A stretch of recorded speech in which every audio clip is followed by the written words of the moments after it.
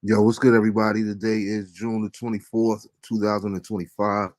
Most gracious Heavenly Father, we thank you, God, for another opportunity of prayer, oh God. We thank you, God, for just the gift of life, oh God. We ask you, God, that you would have mercy on our souls, on our land. We ask you, God, that you would just touch the hearts of men, period, all across this globe, not just here in America, but in the world, period. I ask you, God, that you bless our conversation, as well as our viewers and their families on this evening. We ask all these things in Jesus' mighty name we pray. Amen. Yo, what's good, everybody? I was just messing around with that little new intro. Y'all can let me know what y'all think of that there, a little countdown, and I figured out how to do that. I think that is a nice little feature to add to the at the beginning of the show. Try to learn some new tricks this week. Y'all can give me some feedback on that. As usual, if you haven't already, please go and like the YouTube page on the Marvin Bennett Jr. Show page on Facebook as well, so we can start airing back on that channel as well. The page that was created just for the show in particular. With that being said, I want to ask that everyone keep my family in prayer as my brother John lays his mom to rest on tomorrow down in South Carolina. My condolences to the whole family. And ask that you guys would keep them in prayer as they go through this time of bereavement. Death is never easy. So we ask that you guys would just solicit you guys' prayer in that area as well. I want to say happy born day to everybody that celebrated on yesterday. Coach Scott, over this past week, but my coach Scott in particular, he celebrated his born day on yesterday. So happy born day to Coach Scott. He's actually the reason or the connection between our tonight's guest, who will be joining us shortly. He introduced me to him. So I said that we wanted to kind of follow up and just have a conversation with one of the young bros. So he'll be joining us shortly. But last but not least, I want to say a special happy born day to my mom. My mom celebrated her born day on today. So got to spend some quality time with her, some good conversations, share some laughs. So once the show's over, it's back to her again. So shout out to everybody and thank everybody who commented on Facebook or on my post for her. But thank you all in advance. Thank you guys all, even though I might have not responded to the comments just yet. Thank you from her as well. And thank you from myself for taking out the time to wish my mom a happy birthday. With that being said, like I said, tonight's guest he'll be joining us shortly. He just texted me saying that he's about to log on. But we see that it's been a crazy weekend, to say the least. My prayers is that everyone would not panic, not worry, but stay safe. Be vigilant, and loving on your loved ones while you can, because everybody doesn't agree with that mindset that I have. But at the end of the day, it's going to be what it's going to be. I choose to not worry about things that I have no control over whatsoever. I just know where my foundation is. I know where my relationship with God is at. And as long as that's intact, I'm good. So I refuse to worry or be stressed out about what's the next move. What are they going to do? What are we going to do? Because as my little brother Brittany said, we're not doing anything. I won't be on the front lines when the jump off or whatever the case may be. But let's stay prayed up and pray for our leaders, whether you agree with them or not. That's biblical. Let's keep everyone involved in prayer. But as I said at the beginning of the show, most importantly, let's pray for the heart of man, heart of mankind. Um, war is inevitable. We've seen war since throughout the ages of time. Um, but the same way war was wedged by a man or individual, so was wars ended because of the choices that individuals made. So it's imperative that we stay prayed up, and exactly for those that are believers and believe in the word and whatnot. You see even throughout time where it talks about how God changed the heart of man. Um, like I said, it's just very important that we keep everybody, we stay prayed up, make sure our relationship with God is intact, because it's going to be whatever it's going to be. But in the meantime, let's be intentional about loving one another, letting the people know that, that means something to you, exactly what they mean to you, and being intentional while you have time. Stop putting off tomorrow what you could do today. So I just felt that on my heart to share with you guys. But now we got tonight's guest joining us. Um, nice young man. From what we've had one conversation, we've never ever met in person. But we got to chop it up a little bit Sunday afternoon. I have reached out to my Coach Scott, who's been a previous guest last week when we was doing a show on fatherhood, and he was actually at the field working out with this young man, and he was like, "Yo, man, our Coach Scott, yeah, I got a dude for you, Marvin, man. You need to have him on the show, man. Got a good brother, man. You need to have him on the show." So I told him, I said, "Let's do it." And he beat to it, and he made it here this evening. So I want to formally introduce to the Marvin Bennett Jr. family tonight's guest, Mr. Lamar Middleton. What's good, bro? Marvin, what's up, brother? I appreciate that introduction, man. No doubt, no doubt. How you been? I'm good, man. I'm good. Just actually just getting in from 8th grade graduation. Okay. Yeah, just getting in from 8th grade graduation over at Phillips Academy Charter School of Patterson. Okay. So yeah, man, it was a great thing. It was actually Phillips' first graduating 8th grade classroom. Okay. Um, so the first cohort to graduate from the school. So the current 8th graders were the first kindergartners in that school. Oh wow. All right. Yeah. So this is my first year there. So I'm glad I got the opportunity to to see that. So it was pretty amazing, man. All right. Cool. Now, when you say you over there, do you mean are you like a teacher? No, so I'm the culture coordinator at a charter school, Okay. grades kindergarten through 8th grade. Mm-hmm. So part of what I do is I manage the deans there. There's 3 deans in the school. We call them culture associates. Okay. Um, so I manage them. I help implement school systems, logistics. Making sure that the handbook is airtight. Kind of like the mediator between the families and the school. So I'm all over the building. Like I said, I'm over all the grades from K to 8, Mm-hmm. and then we have our culture associates. One culture associate is covers grades K to 2. Our other culture associate covers grades 3 to 5, Mm-hmm. and then our other culture associate covered grades 6 through 8, and then I manage the team. Okay. All right. Yeah, so we do classroom management, intervention, mediator. We play it all. We team up. We work real close with the social workers in the building. I'm also the truancy officer of the building. So, a few things going on, you know what I mean? Mm-hmm. Yeah, and Patterson, like you said, that's ooh. Yeah. So just introduce yourself to the people, man. Tell them a little bit about yourself. You know what I mean? Just tell them who Lamar is. Yeah, well, Lamar is a kid from Newark, New Jersey, Okay. aka Brick City. We know that, graduate of Louise A. Spencer. Shout out to the Simbas, Graduate of Malcolm X Shabazz High School.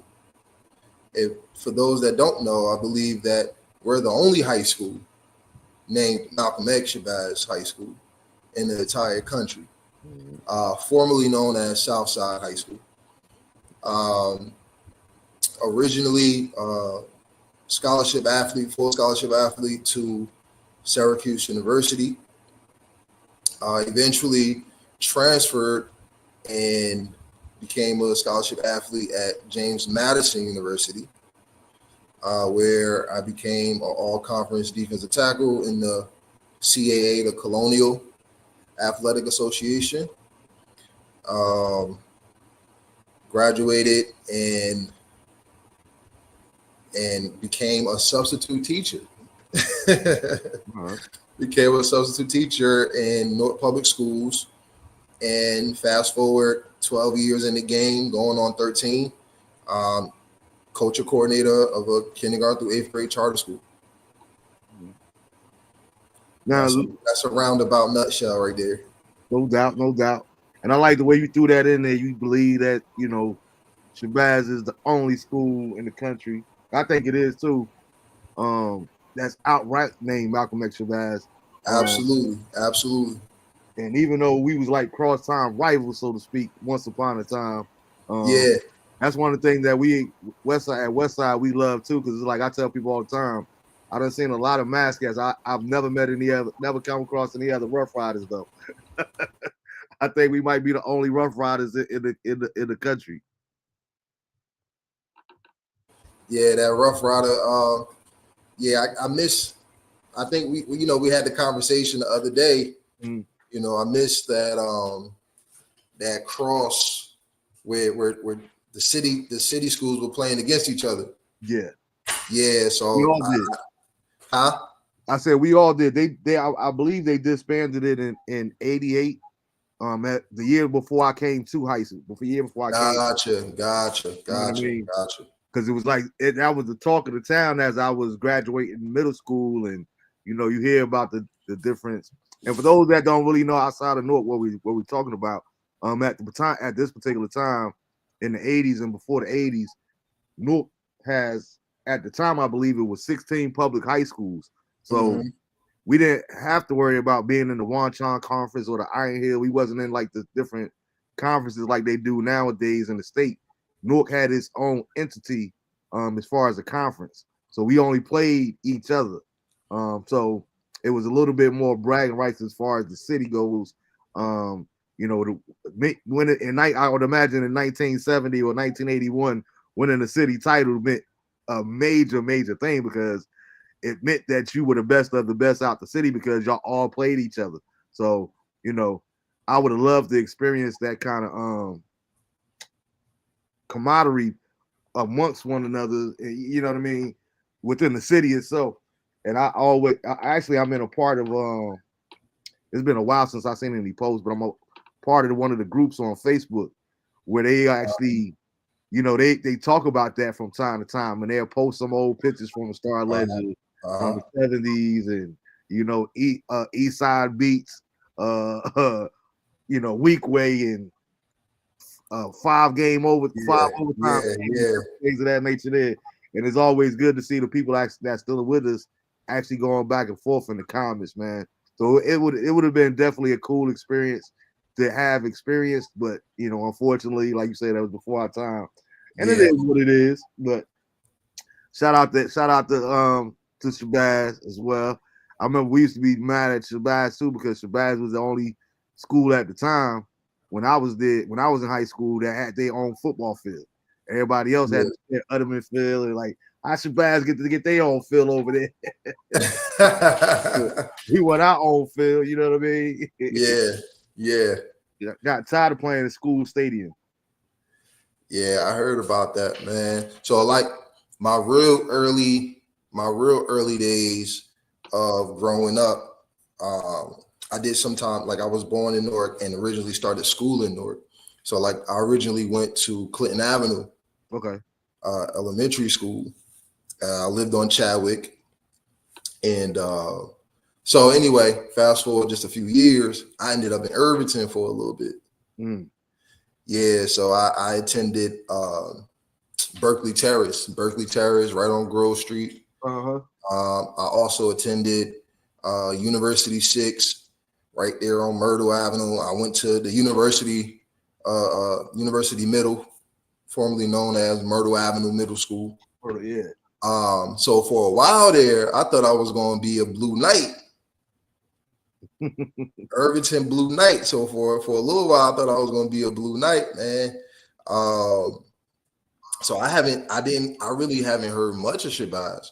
So we ended up moving on right on Clinton Avenue, and that's how I ended up at Spencer. So being at Spencer, my first year there was being in 8th grade, and the kids, everybody be like, Shabazz got the new field. We're going to the game. It was 2003, and I never went to the game. I never went to the game because I'm like, I was on my Irvington-ish.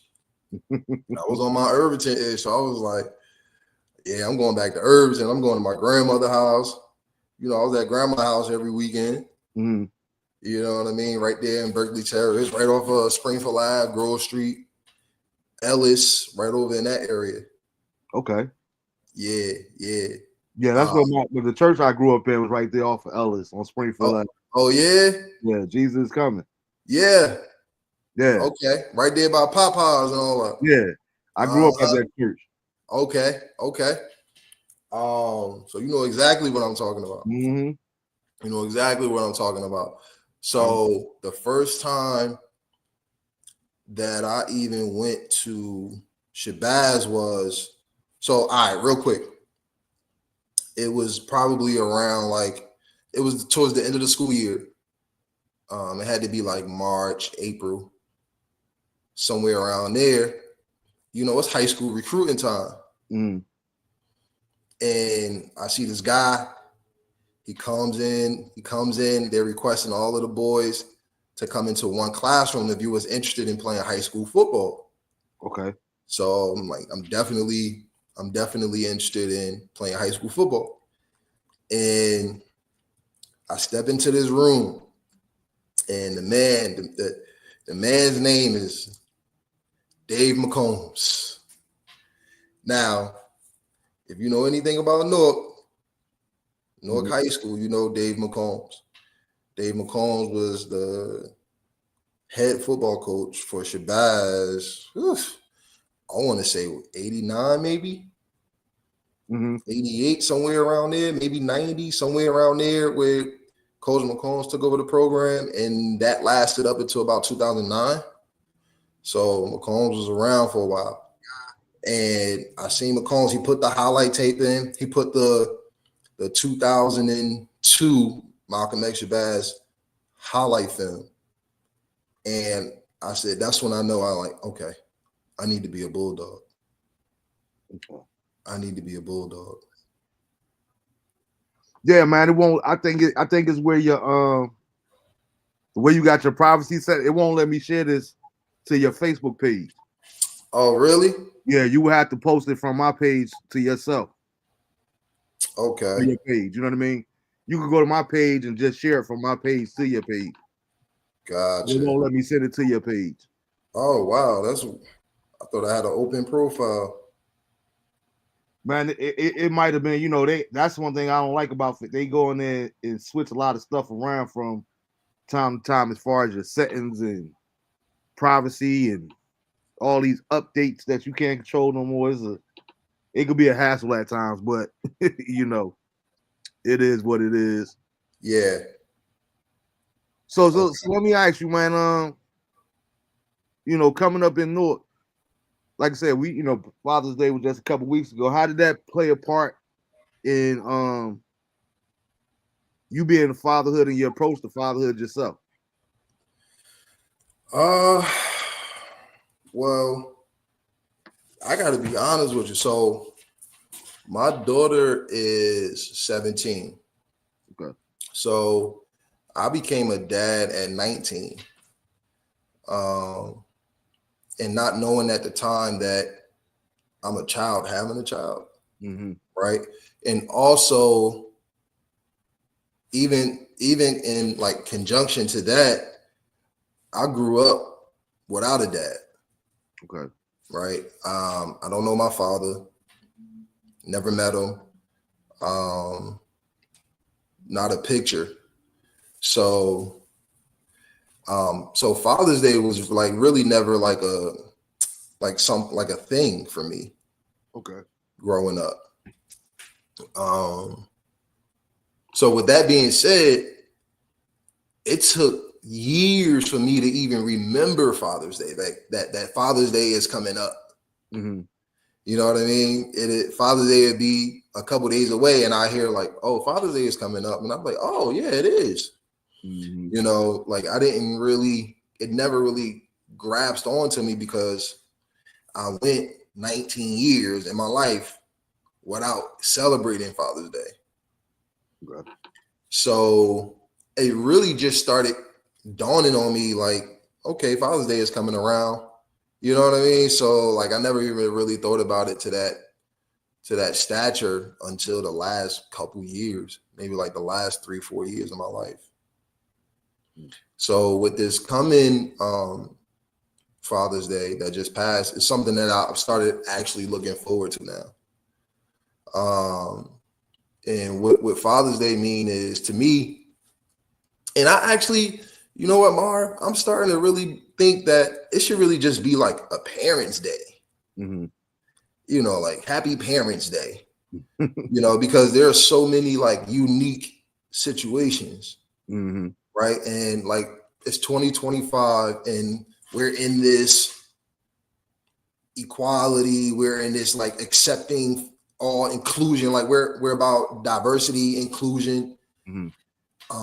And I really think that it should really be a Parents' Day, right? Just because of the uniqueness of everyone's situation. You know what I mean? And if we're talking about diversity and inclusion, then we should also be talking about people feeling less than, Mm-hmm.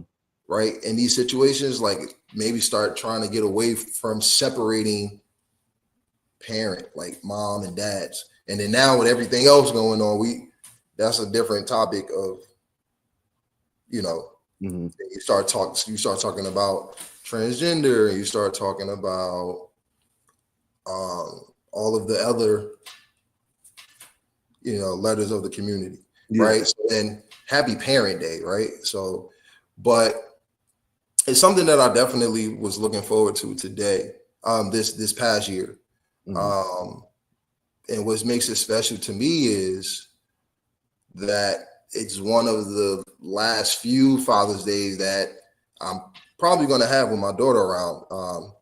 If she ends up going off to college, you know what I mean? So, so I'm looking at it from that point of view. Mm-hmm. Let me ask you this: having a daughter, about to become a young lady, as you say, about to leave the nest, so to speak, possibly.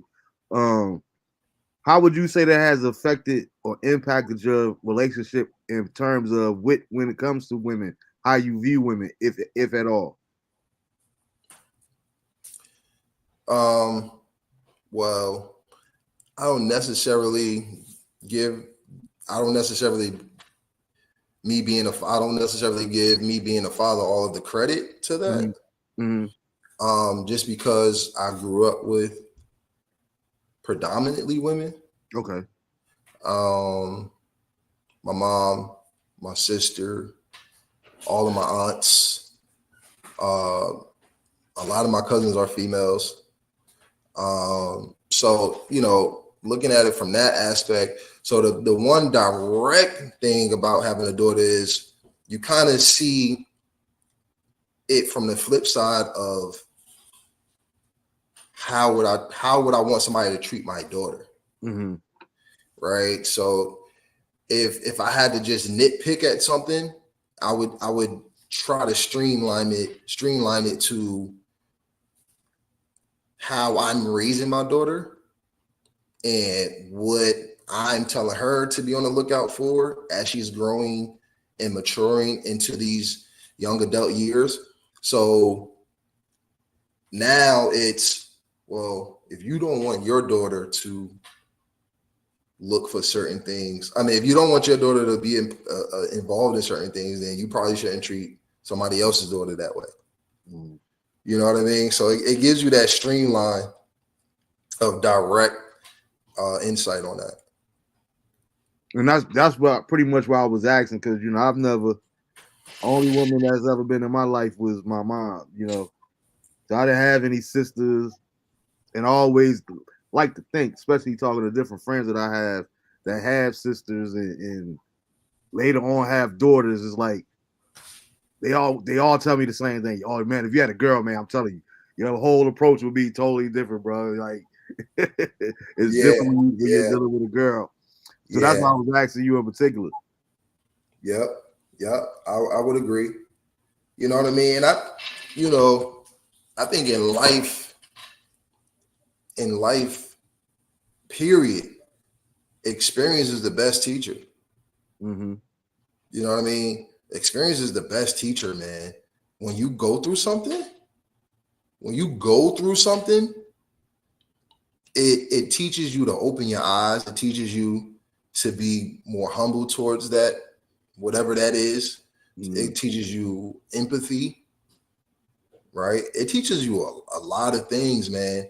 For examples, when parents have to go through, or families have to go through with someone um, being exposed to maybe losing a loved one through a gun, Mm-hmm. right? So then then you have people that stand up for rights for guns and safety and all of these things, right? Mm-hmm. Or if you go through someone who has an illness, right? Then you typically, that family will be more aware. They'll do research on these things, right? They'll join certain breast cancer walks. You know what I mean? So like, experience is the best teacher. So when we go through things, it teaches us to be more open-minded and empathetic to these situations. Mm-hmm. I would agree to a certain degree. Like, yeah, I get what you're saying, because experience is the best experience. But then there, at the same time, there's some things I don't want to experience to be educated on. Oh, absolutely not. In terms of incarceration and things like that. Then I'd rather hear about it than experience it for myself. Listen, some things I could just see, like, I don't want to go through that. I don't need it to be personal, but like you say, I do believe that when you experience different things, and when you go through different things, it just makes it more personably relatable. Uh-huh. You know what heartache is like when you had your heart broke. You know Yeah. what it's like, you said, when you lose a loved one. Yeah. You know what it's like to actually grieve someone. Yeah. Different things of that nature there. And that experience yourself is so personal that it's only you. That's why one reason when I was a minister, I used to always try to tell people when in counseling people, please stop telling people how to grieve. You know what I mean? Because there's no right way to grieve, and just because that works for you doesn't mean that it's going to work for anybody else. You know what I mean? And some people, like, they like to say, well, yeah, I handle my grief this way here. When in reality, your grief, what you considered working through your grief, was actually avoiding it altogether. You never actually worked through it. But if that's what you want to, that's what you convince yourself to believe, then that's what it's going to be. But you never even really took the time to grieve. You know what I mean? So you just mask it, and that's a powerful thing too. In terms of what's going on in the state of the world right now, what happened this weekend in Iran. Whether you're talking about religion, whether you're talking about any aspect of life, I try to get people to understand that what you believe is the foundation of your core, and just because you believe a thing don't mean that it's necessarily true. It's just what you believe. You know what I mean? I know friends that'll tell you hands down, nah, it's not even a conversation, Marv. It's not even up for debate. Basketball is the number one sport in the world. Okay. Mm-hmm. If that's what you believe and that's what you feel, then that's what it is for you, but it don't make it true for everybody else. That's just what you believe. Yep. Somebody else is going to say football. Somebody else is going to say the real football, soccer. Yep. You know, so you get to go, you go down a rabbit hole sometime when it comes to what you believe, but you also have to be, I think, open-minded to understand different people's perspective and different people's takes, because what you believe is just like, I have that conversation all the time when it comes to religion. People always ask me, well, how can you be a minister and you got so many Muslim friends, and you got Muhammad Ali on your wall and different things of nature there. And I'm like, I can't help who I look up to. And I get to choose who I could be friends with. Just because you have a different belief system than me don't mean that we can't be brothers or we can't be sisters. I refuse to believe that. You know what I mean? I just think it makes us better at when in terms of overall coming together. There's a verse in the Bible that says, "Let us come together and reason." And my interpretation of that verse is, we need everybody at that table. We need a woman at that table. We need a man at that table. We need somebody young. We need somebody old. Not just a whole bunch of like-minded people, because that's the conversation get started when you have all these different demographics. Just like in football, we see all the time. Hey, what's good, Kurt? You see all the time, with team leaders and stuff. You hear the lineman perspective, you get to hear the quarterback perspective, you get to hear all these different perspectives, because we seeing different things in real time. You know what I mean? So it's important to be inclusive in terms of that, and making sure that you hear everybody. Now, it might not change your point of view, but at least it gives you a different lens to look through when you hear different perspectives. I think every aspect of life should be looked at that way. Yeah, I highly agree with you, Marv. You know what I'm saying? It's just being simply open-minded to things. You cut off so many blessings when you're not open to walking through certain doors. Mm-hmm. You know what I mean? Whether it turns out being a good experience or a negative experience, it's all a learning experience. Mm-hmm. You know what I mean? So, and that's definitely something that I'm learning right now too.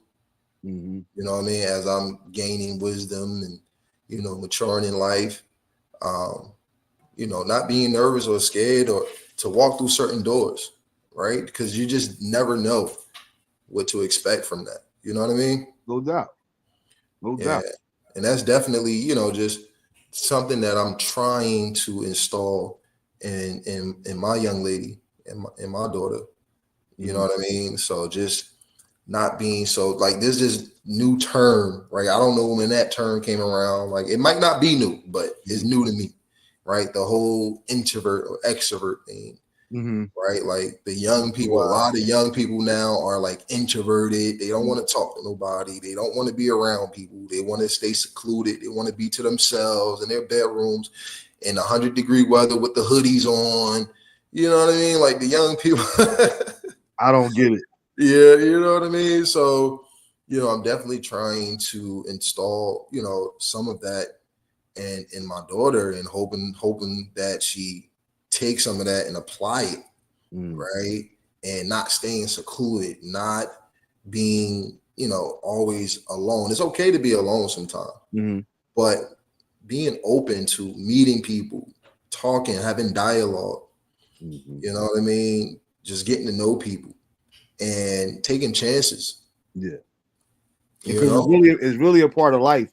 And it's like you said, it's so important, because at the end of the day, and I say it on the show quite often, one of the things that I raised I have two sons. I raised both of my sons and said, listen, I don't care what you do in this life. The only thing that you could do by yourself is be alone, be lonely.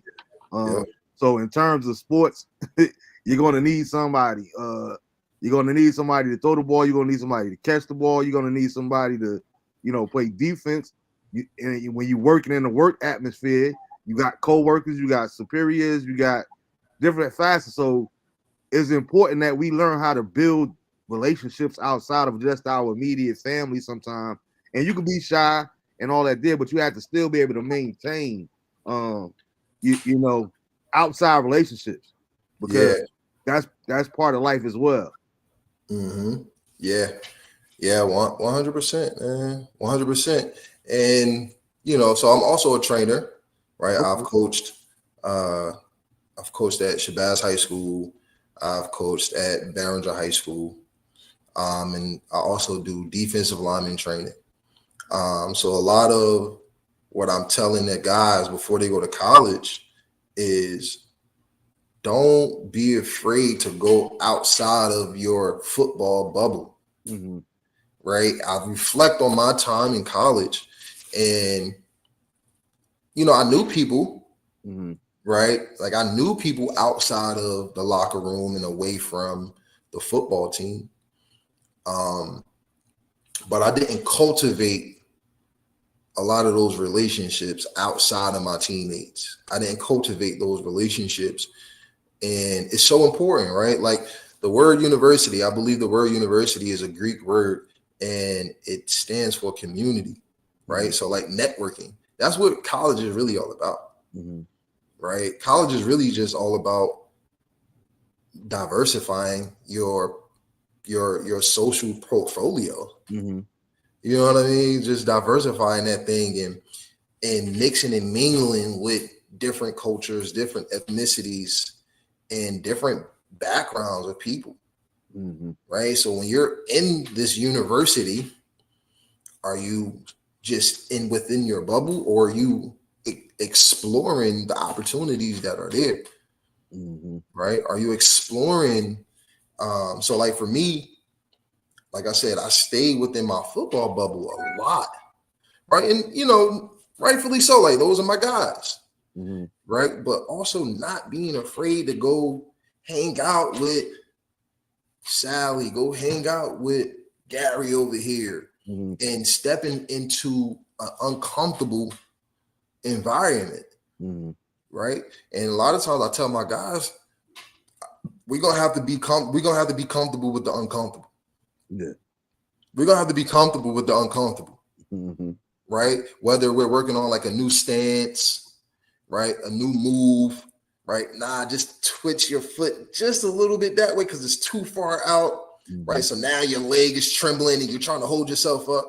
Right. Those are the uncomfortable, but I'm gonna need you to get comfortable with being uncomfortable, because now we're trying to switch it up right now.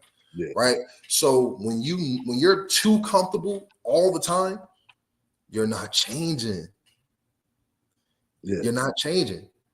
Right. So if you realize that you've been too comfortable for a very long time, that means you're not growing. Mm-hmm. You're not changing.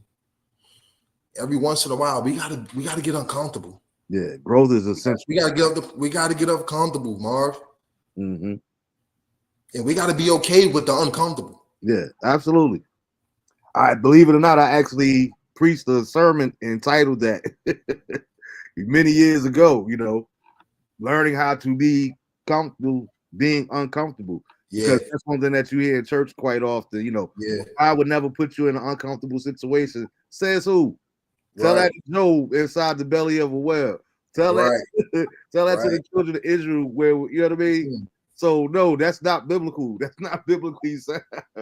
Sometimes he wants you to be, and to me, not to get all religious, but that's the sign of actually operating in faith. Because I tell people all the time, when people always say, what's one of them popular sayings? Well, the proof is in the pudding. You know what I mean? No, that's the opposite of faith. It says without faith it's impossible to please God. So therefore, how can you have evidence? Hebrews 11:1 says, now faith is the substance of things hoped for, the evidence of things not seen. How can you have evidence of something that doesn't exist? Yeah. So by definition, if you're trying to look at it logically, or it got to make sense to you, then chances are, if it makes sense to you, that's not the will of God for your life. But that's a whole different conversation. Right. like chances are, like the one thing that God would never tell me to do that. That might be him kind of leading you in that direction. But you're letting your own stubbornness and like you say, being comfortable dictate that. Where we got to be willing to grow. We got to be willing to evolve as individuals and as beings. And that's in every facet of life. Whether you're talking about athletes, whether you're talking about adulthood, different things of that nature, that's essential. So let me ask you this: you said you the dean at your school, or the head of that position. Yeah. Why was it so important for you once you got your degree? What made you relocate back to the inner city or that type of community, as opposed to possibly going to a Clark or the suburbs, so to speak? Why was it important for you to go back, as far as in your way, giving back to the community or the less fortunate? I gotta be honest with you, Marv. Mm-hmm. So you remember how I told you I had a kid at 19? Mm-hmm. I had a kid. Gotcha. So, and my daughter and her mom was still in Newark. Okay. Right. So my daughter was born the second semester of my freshman year while I was attending Syracuse University. Okay. Right. So from the age of 0 to about going on 5 years old, I was away. And remember, I told you I never knew my dad. Right. And I had job opportunities, small job opportunities, right? Like most people go to college and they never come back home, right? Like you go to school somewhere, that's most of the time you end up being a resident of that township or state, right? And being as though I had a kid my freshman year, being as though most of her toddler life I was away, being though I didn't have a dad growing up, I never knew my dad growing up, I thought it was important that time was more important. So that means I had it, like I said, I had a chance to make money, little money away. Like I could have gotten into coaching and became a coach on a college level. And, a lot of guys do that. But for me, time was more important than money. So my daughter brought me back home. That's what brought me back home, Marv. Gotcha. Yeah, my daughter. So and to get the chance to be a father and actually take on that responsibility head on, because I'm gonna be real, I was away at college. I was away. She was born my freshman year, so the responsibility of being her dad, I didn't really have to take on. Shout out to my mom, Felicia Middleton. Shout out to my little sister, Sasha Banks, for really stepping up, helping me out and being my community. My aunt, my uncle, April, Uncle Gray, my cousin, sister, Kira, like a lot of my family members really, really looked out for me in those years. You know what I mean? So a big shout out to the Middleton family. No doubt. And I see people in the comments. If y'all got any questions for myself or tonight's guests, feel free to put them in the comment section as well, and we'll get to them. Actually, can you see the comments? No. Okay. I'll share them with, if they got any questions or whatever. Shout out to Deshae Carter, Marlon Cameron, Suave Scott. Suave Scott says, shout out to G-Rob. Get comfortable being uncomfortable. Yeah. Out loud. Yeah, that's love right there. So what's the next? What's the game plan? What do you see yourself going from? From here on the next level. Where you see yourself in maybe? Marv, you hit me with the adult question, huh? You hit me with the big boy question. Marv hit me with the big boy questions out here. Um, And while you thinking about your answer, one reason that I'll do that is I was having a conversation literally last week, and somebody asked me. I have a conversation with somebody often, and they always, you should have been a lawyer because you really yeah, love the debate, and you really just. And I was like, it's not about debating or going back and forth for me. It's just that I be trying to give people an alternative way of looking at things, so to speak. You know what I yeah. mean? And someone asked me the other day, why you never looked into becoming like a debater or a lobbyist or whatever the case may be?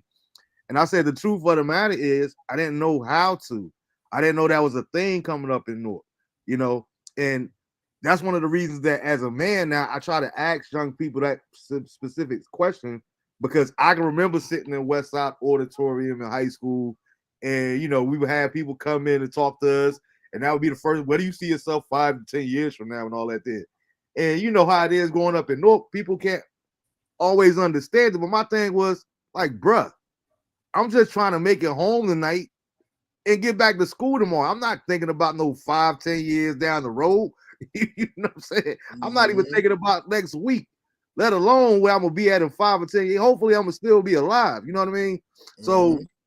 I think it kind of handicapped, or it does handicap a lot of people in our community when we don't have people encouraging us in that way to think ahead, to game plan, so to speak.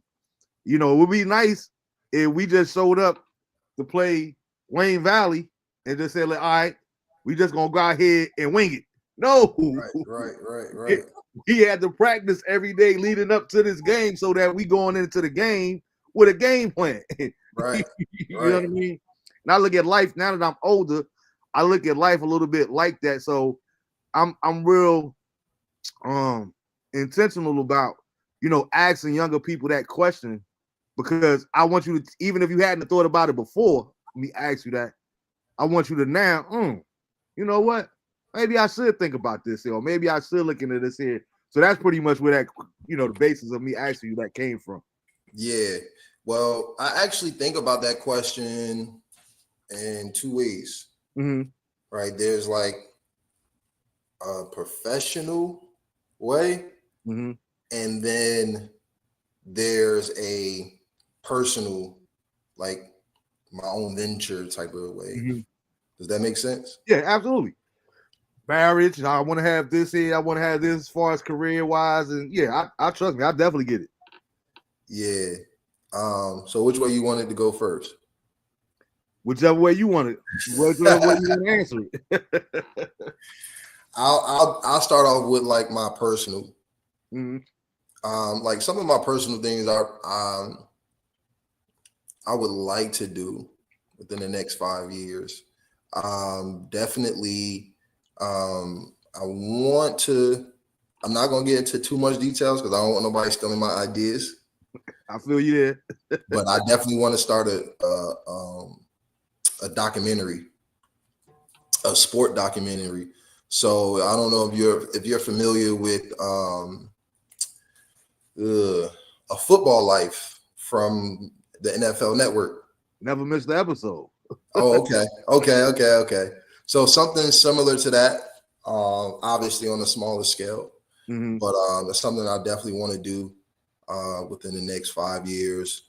I have a brand. It's called Never Ending Grind, Okay. NEG, and those people that are close to me all know about it. Something that started maybe about a decade ago, but it really came to a halt when my mother passed away. And I just never had got the motivation to really get back into it. Mm-hmm. But that's definitely something that I definitely want to get back into, man. And definitely wanting to either purchase a condo or a 2-family home. So those are the three or four things that I definitely want to get into in the next 5 years. All right. Cool. For sure on that personal level. Professional level,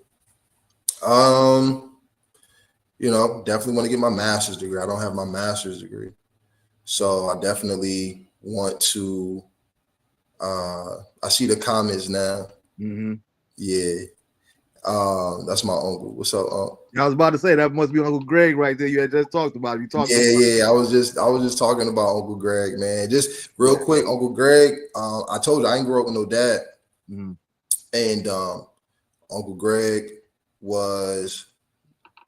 I was always close to my uncle, but we really, really kind of like took off uncle nephew around high school years. Okay. And my uncle didn't miss one game in high school. My All right. uncle didn't miss one. When I tell you my uncle didn't miss a game, Yeah. That's what's up. my uncle didn't miss one game in my high school career. And so big shout out to but definitely getting my master's and organizational theories and applying for my school business administrator certification. Mhm. So that's definitely something that's definitely going to get started on between September and January this year Okay. for sure. Yeah. That's So it. and professionally, that's pretty much it, man. I'm just taking it step by step that way. Mhm. Like so that's it, man. Day by day. Yeah. I like that documentary idea, you know what I mean? Because that's right up my alley. Like ever since Yeah, high school. I mean, I remember going down to North Library. I'm just telling my age, but I remember going back down to North Library, Washington Street, way back in the day, and like yeah, just getting the old reels and just watching different things and learning about Malcolm X on my own and different yeah. things of that nature. There, just becoming aware of things outside of what I was seeing every single day. Um, hey, what's good, April? Um, yeah, so it's imperative that we take advantage of those type of opportunities. But I've always been a type of dude, even right now. I just finished watching a documentary on N1 uh early this morning. Oh yeah, yeah. I seen that. And it was cool just to see all those different people. And I remember when I was living in Little Rock, Arkansas, and they Yeah. had came through on tour, and they was at this one particular spot, and I hollered at well, they know him as Main Event, but Wally Dixon, who went to Uh-huh. Denver. And like, yo, Wale, what's up, man? And you know how they is. Yo, what's up, man? Nice to meet you, all that type thing. I'm like, yo, bro, stop it, man. You know what I mean? I met you back in the day on 1 and 9, bro. Stop playing with me. And Yeah, yeah, Jersey in the building. You know what I mean? yeah, yeah, But to see how far they've come, and I love to see different things documented. And being the brick city kid that I am, I actually love when we get to see it on this particular level, on a local level. It hmm don't always have to be star studded, so to speak. One of the reasons that I created this show was at the beginning of we just celebrated 5 years like 2 weeks ago. Um, but it was like, as much as I love late night talk show and like I said, different interviews and over the course of years, it was like, when the pandemic first happened, it was like, the celebrities, they get to go on Jay Leno, they get to go on, Jimmy Kimmel and all these different people, Jimmy Fallon, and talk about how they feel about things, whether it be political and all that. And I was like, we were so unrest. Everybody was stressing out over what is this virus, how are we dealing with the lockdowns. Everybody mental health was kind of shot. Everybody claustrophobic and to wear a mask, not to wear a mask, and all this here. So I said, you know what? Let's create a platform where we that are not celebrities, so to speak, could come together, have good conversation, good yeah, dialogue, and kind of just for an hour or so, or however long the episode goes, just take our mind of what it is that we're going on, what's going on in the world now. And here it is 5 years later. But I think it's important to give everybody a voice. Everybody needs to be heard, like you were talking about earlier. Nobody should nobody should feel like they don't matter, or their voice is unheard, or they don't make a difference, because we all have a contribution to make to this thing called life in yeah, some capacity. Now, will some people be on different scales of that? Yes, but we all have a role to play, even if it's just for support. You talked about your Uncle Greg, you know what I mean?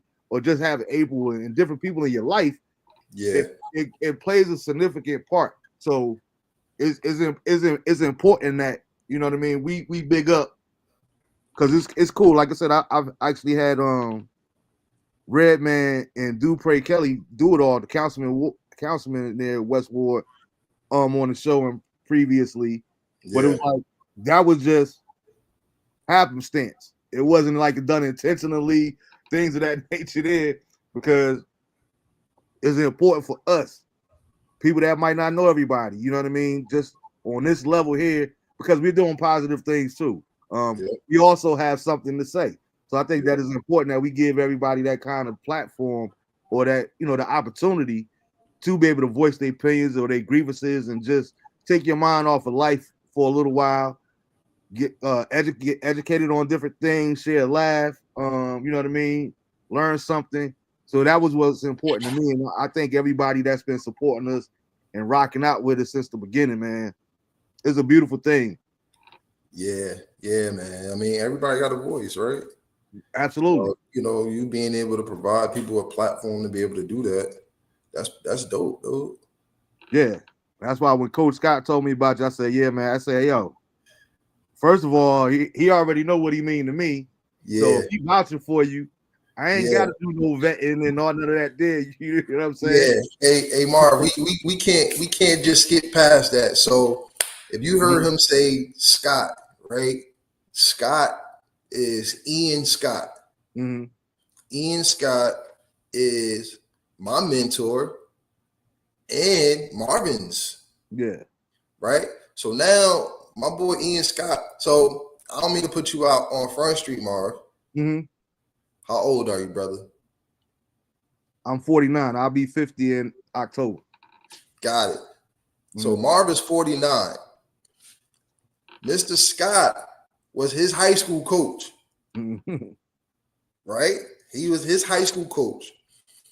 Fast forward, what year was that, Marv? Your freshman year. 89. So in 89, Coach Scott, Mr. Scott, was Marvin's coach. Fast forward from 89 to 2006, 2005, might have been 2006, when I met Mr. Scott, right? So what's that, 20 years? Yeah. Almost. Mm-hmm. So 20 years later, I meet Mr. Scott. I was just with Mr. Scott on, what was that, Sunday? Tuesday. I think it was That was Sunday or last. Tuesday. Yeah. That was last Tuesday. Yeah. So I'm I like, was why is he calling me? He know I'm about to go live on the show. Yeah, yeah. So it was last Tuesday. So Mm-hmm. remember, we went from 89 Mm-hmm. to 06 last Tuesday. Mm-hmm. So it's 2025.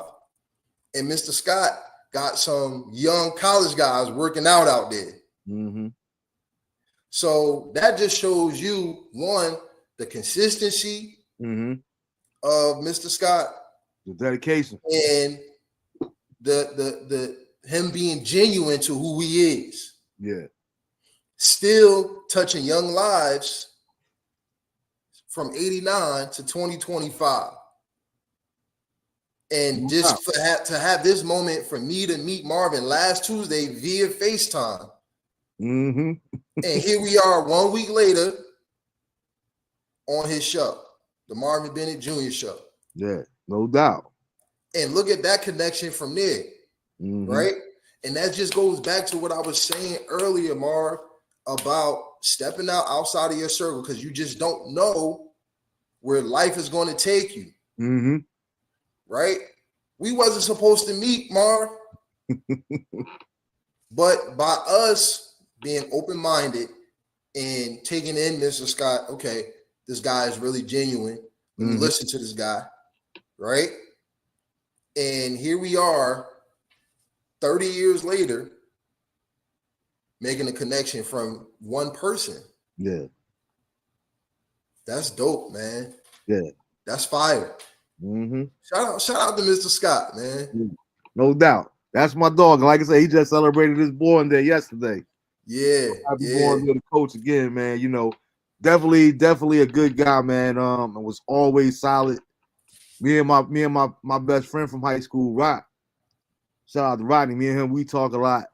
But Rodney been pretty much like the head security guard for the whole state of uh Georgia for like the last 30 years. And Scott used to, his statute of limitation is past now. But when we were still in high school, he was getting this joke of like bouncing gigs back then. And Rodney has made a whole career taking care of his family, doing something that Scott put him on all those many years ago. So, you know what I mean? And like I shared with you, and I say it often, I learned one of the things that I learned in ministry is, people don't care what you know till they know that you care. And when people know that you care, they willing to listen to you a little bit different. You know what I mean? They're a little bit more receptive when they know that you're not just talking at them, but you're talking to them. You know what I mean? And Coach Scott was always like that with us. I remember early on, what I did was in the first year of the show, we had like a football team reunion from West Side, like 25 years later. And I had everybody on, some of the teammates. It might have been about 8-9 of us on. And we had Coach Scott and Coach Westbury, Gary Westbury on with us. And I always remember him, Justin Carey, like, yo, Mar, man, what you doing, man? It's so powerful, man. You know what I mean? I got to get people. I'm gonna make some calls, man. I'm gonna get you connected with some people. So that's why it was so funny. He didn't even just tell me about you last week. Hey, yo, Mar, holler at my man. We're like, who was he putting on FaceTime? I don't even know this. Yeah. But he's just so passionate about, you know what I mean, about giving back and contributing his part to society. You know what I mean? So we love him and we respect him for that, man. Real solid dude, man. Oh, absolutely. I love him to death, and he know it. Oh, absolutely. I love my brother. Yeah, he keep telling me, man, yo, Mar, man, when you come home, man, you gotta come see me, man. We gotta break some bread together or something. Yeah. I'm gonna be real intentional about that to my next trip up top. Yeah. Make sure I get a chance to spend some time with him. Uh-huh. Yeah, man. But did you have any questions for me? Yeah, man. I know you was talking about how, you wanted to give people a voice. How long were you thinking about that versus you actually putting it to action? Yo, now that's bonkers right there, yo. Thanks, Uncle Greg, for that tidbit. Said Gary Westbury was on the track team with Lamar's mom. So, I didn't even know that. Yeah, for those that don't realize who he's talking about. So, Scott actually came in, I think, my junior year. He wasn't there as a freshman. Like, we had our head coach. Okay. And our head coach, Coach Whips, rest in peace, Coach Whips. Coach Whips had actually played for the Cleveland Browns way back in the day. Because we used to always joke with him, like, we know he ain't never, you made it to the NFL, but you ain't getting no kind of burn because he was backing up Jim Brown. And the movie The Express is about the other guy that went to Syracuse. Lloyd Little. There you go. So it's like Ernie Davis. Ernie Davis. There you go. Ernie Davis. And so he's like, yo, coach, we know you ain't getting no kind of burn. Yeah, you made it to the pros, but you definitely wasn't getting there to see the field. So Gary Westbury, and I shared this with you. And I have no problem with it. I meant to have it ready for you too. But me and my head coach, we didn't always let's put it that way. We didn't always see eye to eye when it came to different things when it got ready to time for me to get ready to go to college. So I remember having to let myself into the locker room, let's say. Right. Off hours one night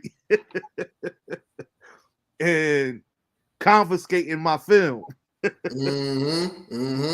And both Westbury and Coach Scott was able to help me, get my film out of different colleges and whatnot. Wow. So you know, Westbury, that's my heart, that's my dog too. Because we was like, man, why can't Westbury be our head coach? Like it was always so. Westbury, he was our connection, Yeah.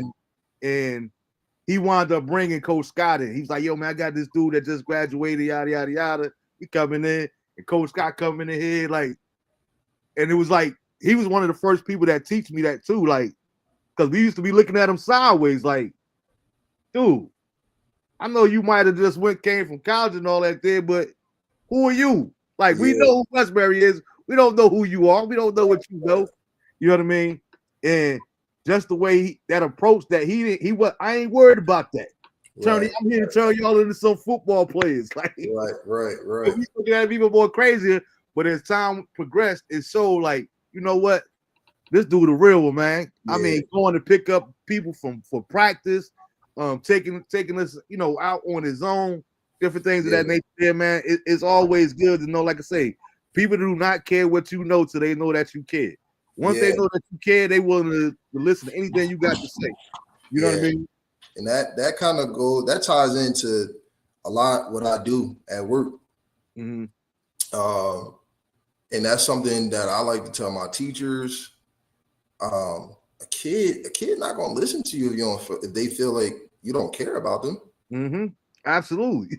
If I feel like all you do is yell at me and never understand my point of view at anything, I don't want to listen to you.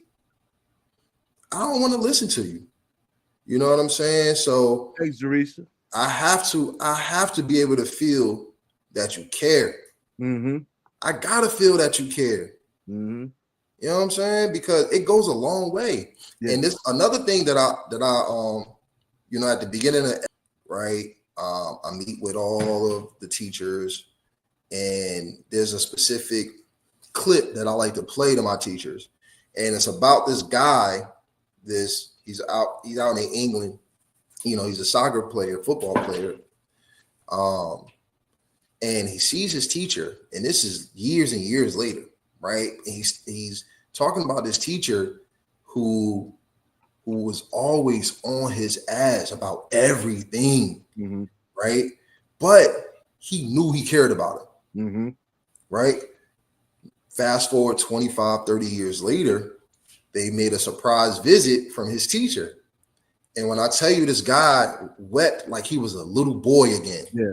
And he hugged him so tight. Mm-hmm. He held on to him so tight, saying his name, right? Mr. Such and Such, Mr. Such, I can't believe you're here, right? I thought you were dead, right? And he takes off his hat. And he's like showing him so much respect. Mm-hmm. And what I like to tell parents, what I like to tell teachers, when you're dealing with kids, you're in the long-term investment game. Mm-hmm.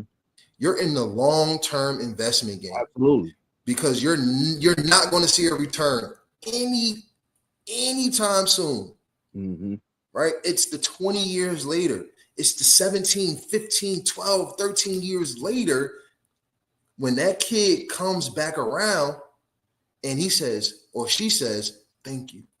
Mm-hmm. Thank you for not giving up on me. Yeah.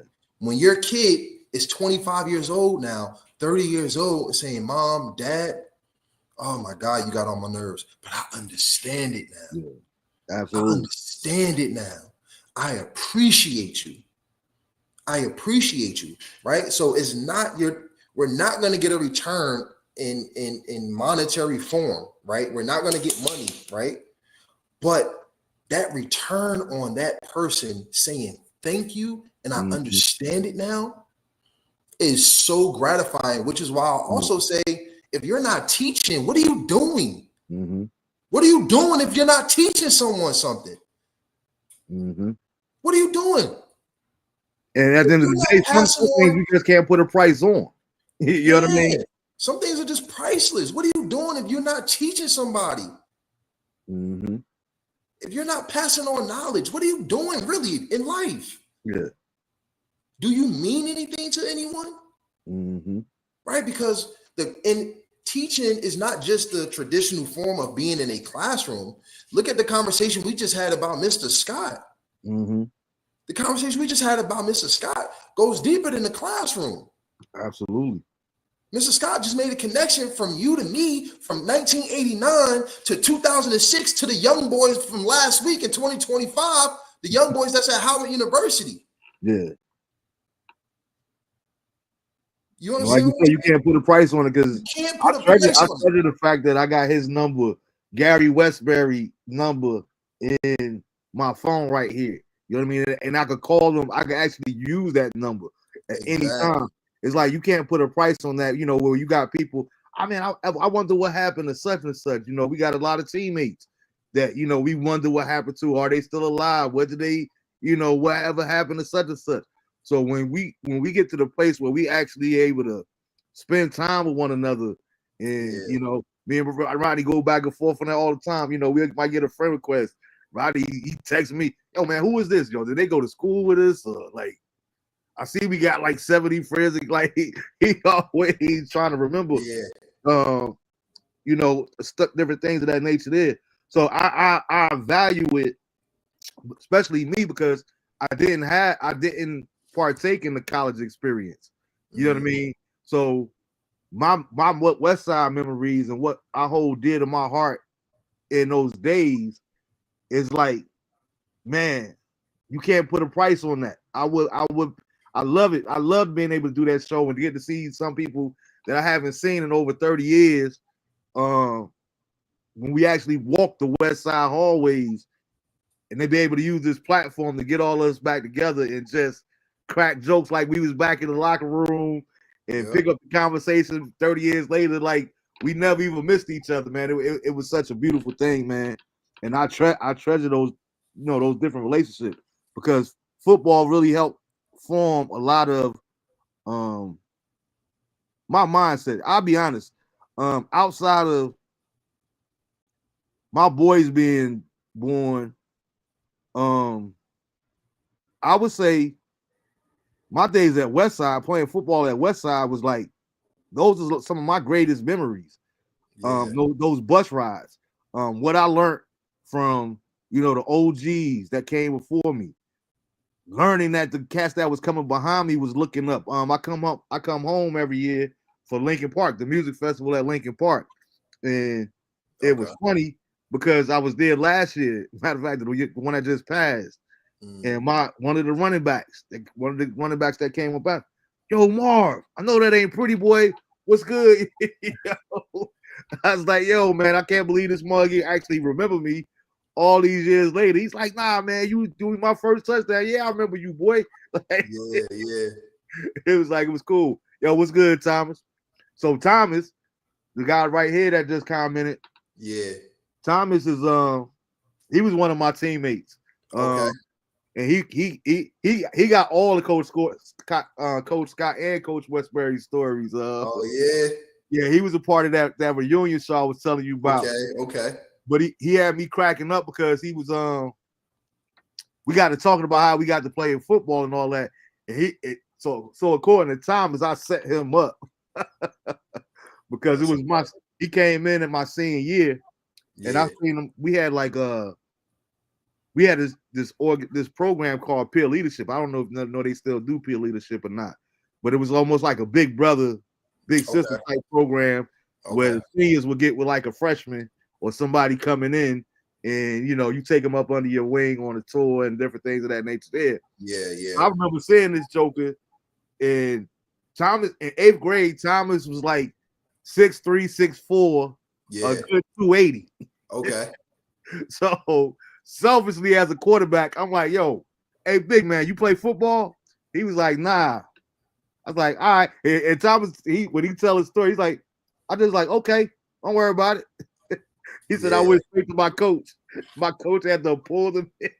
It's like, you playing football. No bull, yeah. All I kept thinking about was, if I got this dude protecting my blind side, I'm straight. Yeah.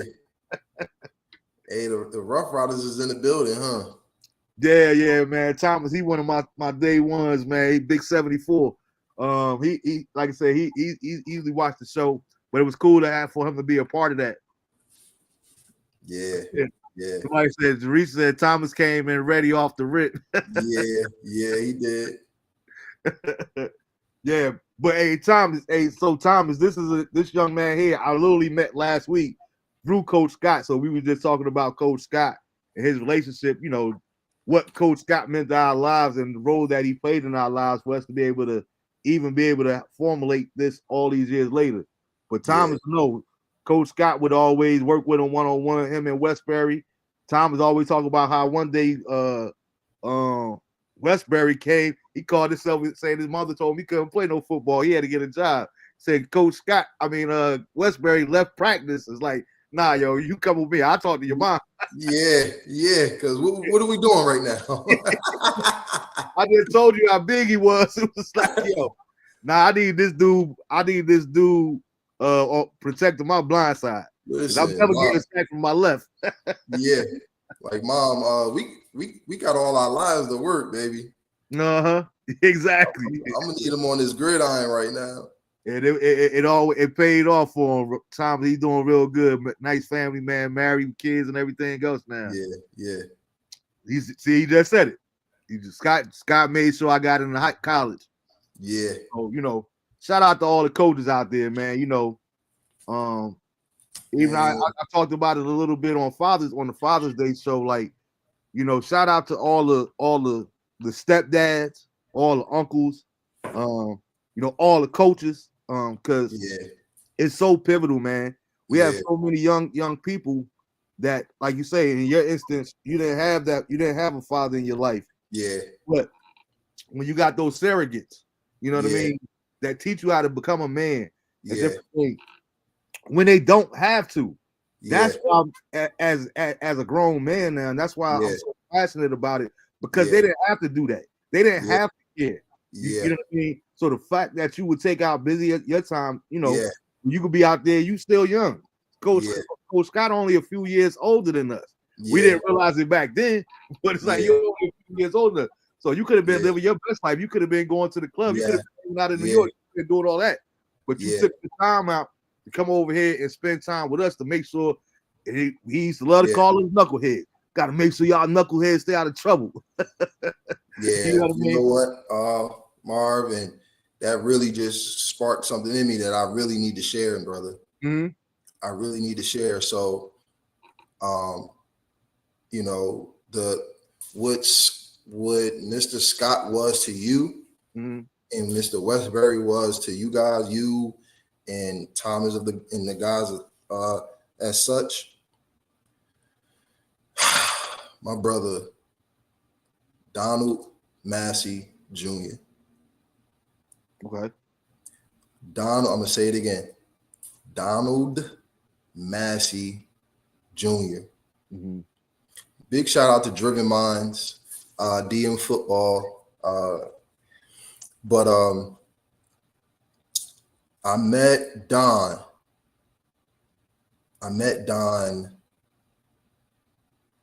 like going into my junior year of high school, I believe. Going into the junior year of high school. Mm-hmm. And when I first met him, I was playing basketball, high school basketball for Shabazz. So it might have been my freshman year or something like that. But anyway, I met him and he was like, "Yeah, I've been keeping tabs on you, man." I'm like, "Who is this guy? Mm-hmm. Who is he?" Right? And he was like, "Yeah, I remember he used to play basketball for Spencer." And I'm like, "Yo, this dude, is this guy a creep or something? Like, what is going on?" You know what I mean? But that transition to, little did I know, that was the beginning stages of what is right now. Mm-hmm. And Don, at the time, Marv, just like Mr. Scott, 24 years old, he had a wife working for PSE&G. And when I tell you, Marv, Don would round a bunch of us up and take us to the scout.com combine, would take us to Rutgers, would take us to a facility called Test where we used to train and do all these combines and all of these things. And Don never asked for a dime. Mm-hmm. Yeah. That's what it is right there. Don never asked for a dime, bro. Mm-hmm. He never asked my mother for 1 cent to take me anywhere. And there's nothing I won't do for him. Mm-hmm. You understand what I'm saying? Yeah. And because of him, I got the exposure that I needed. And I got the scholarship to Temple University. I got the scholarship to Syracuse University. I got the scholarship to Michigan State University because somebody took a chance on me, bro, Mm-hmm. and didn't want nothing back in return. So the power of mentorship and reaching back to the young guys who don't have the dime to be able to do that. Mm-hmm. You understand what I'm saying? No doubt. But what the young guys have to understand, just like Samuel Blue just said, a lot of men out here do this, but the people take advantage of kindness, Mm-hmm. which is true, right? The only difference between me and a lot of guys, because I wasn't more athletic than a lot of guys. Mm-hmm. I wasn't that much smarter than a lot of guys. But the difference between me and a lot of guys that I came up with was I listened. Mm-hmm. I listened. That's all. I wasn't combative. I didn't go back and forth with the adults teaching me what to do. Right? Mm-hmm. And I had the ability to listen and follow directions. That was it. That was the only difference. Mm-hmm. That was the only difference, Marv. I had the ability to listen and follow directions, bro. That is it. That is it. So me and Don to this day, man, anytime Don called me, I'm there. Right? We're kind of like teammates right now with the Driven Minds football, where Driven Minds is Don has done a great job over the last 15 years with kind of doing what he did for me with a few more guys, and kind of like cultivating that and molding his brand, Driven Minds DM football, to what it is today. So what it is today is Don basically is a hub. He's the central hub. And what he does is he provide trainers to all of the upcoming talent. So me as a trainer my defensive lineman training is called In the Trenches, right? And then you have Al-Rashid Bennett, who's a linebacker coach. His is called Juiced Up, right? And then you have my boy Vert, who's a wide receiver trainer. His is called Always Open, right? And there's a few other guys, but where we come in at is we come in as trainers, and Don provides basically the hub for all of that, right? He knows the coaches, he knows the players, and he's like, all right, we're all going to come in under my name, but still attached to your brand, Mm-hmm. right? And we're going to get these guys together, right? Don even has orchestrated quite a few times, might have been 4 or 5 years, because consistently, where he has done something called the DM football tour, right? Where Don has collected money, fundraising to get either a van or a bus to take kids, football players, high school football players, to these spring camps, Mm-hmm. right? So like right now it's camp season for the high school guys to go visit the colleges. Yeah. right? So for the last 4 or 5 years consistently, and I've been drivers on these trips, and it's really tiring, right? But it needs to get done. Yeah, and it's working. Right? And we're taking these guys to Penn State, we're taking these guys to Bowie State, we're taking these guys to Syracuse University. We've taken these guys all across the northern region of the country to these different colleges for them to get exposed with the temples and all of these things, right? So Don has done that, right? So it's just never ending with this guy. Just like Mr. Scott, Don is completely dedicated to the young people and is consistent, right? Just like Denzel Washington, he said, what did he say? He said, a dream without motivation is just a dream, right? You'll never get started, right? But without consistency, you'll never finish, right? So Don and Mr. Scott are living true testaments and examples of what consistency is. Yeah, no doubt. Man, you just messed me up. That shout out to Mr. Don. Sam said people also don't realize that the spouse, partner, and family of these mentors sacrifice also. They have to share their time. That's 1,000%. 1,000%. So, like I said, shout out to all the fathers, all the coaches and whatnot, but shout out to all the team moms too. Shout out to all of the orange slices and and the juices and picking up, washing clothes and washing uniforms. Everybody that plays a part of it, man, it is so important and it's so pivotal because I used to coach Pop Warner.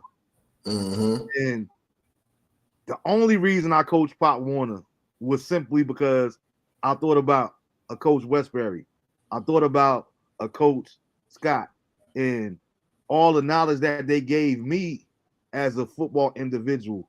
And see, you know how it is. Like I said, when you come from North, it was a little bit different for me because I'm down here in North Carolina now. So it was like, I got the knowledge and I could definitely coach the game, but do I really want to coach? Like, I just think that in certain jobs you shouldn't do just because you can. I don't think that anybody should just be able to go down there and put in an application to become an officer, and that's a whole different conversation. But anyway, some people shouldn't be able to just do certain jobs just because it's available. You should do certain jobs because you care. And I thought about them, and being from North, I was always like, and because of our relationship with them, with those coaches, it was like, I would like to coach in the high school level because I can't deal with the little kids, and you know what I mean. I don't have the tolerance with them. I got to be able to talk to these players like my coaches talk to me. You know what I mean? Oh, I know what you mean. And it was like, nah, but then I got an opportunity to coach my son, and they was like 7, 8 years old at the time in Pop Warner. And I really, really fell in love with coaching because you know what I learned, Lamar? Being a football player, as long as you played and the different experiences played, and to the level that you played, I was like, yo, these are perfect easels. You know what I mean? Because they don't have any bad habits yet. So when I tell you to get it in the stance this way right here, they taking it for gold. I didn't have to deal with, well, my coach in high school. Right. It was like, oh my God, it was so beautiful sculpting them. And then to see some of these jokers actually make it to the NFL playing on Sundays. You know what I mean? It was like, wow. You don't never have to mention me on a podcast. You don't never have to talk about me. You don't ever have to send me no tickets. I know I played a part of your success though. And that speaks volumes, man. So it's intentional. Jarisha, she had said something earlier. Like it's important for guys like us to really, give back to our communities and things of that nature, and it's so important. It's so important because, like I said earlier, I can't stress it enough. Everybody has a role to play, and you don't have to have a title. You don't have to have a title to give back. You could volunteer. You could do things like that. Whether you're talking about church, whether you're talking about sports, everybody has a part to play, man. Yeah. You know, even with me and my experience with football, it was like it used to be so disheartening. And man, you talked about it a little bit Sunday. You was asking me a little bit about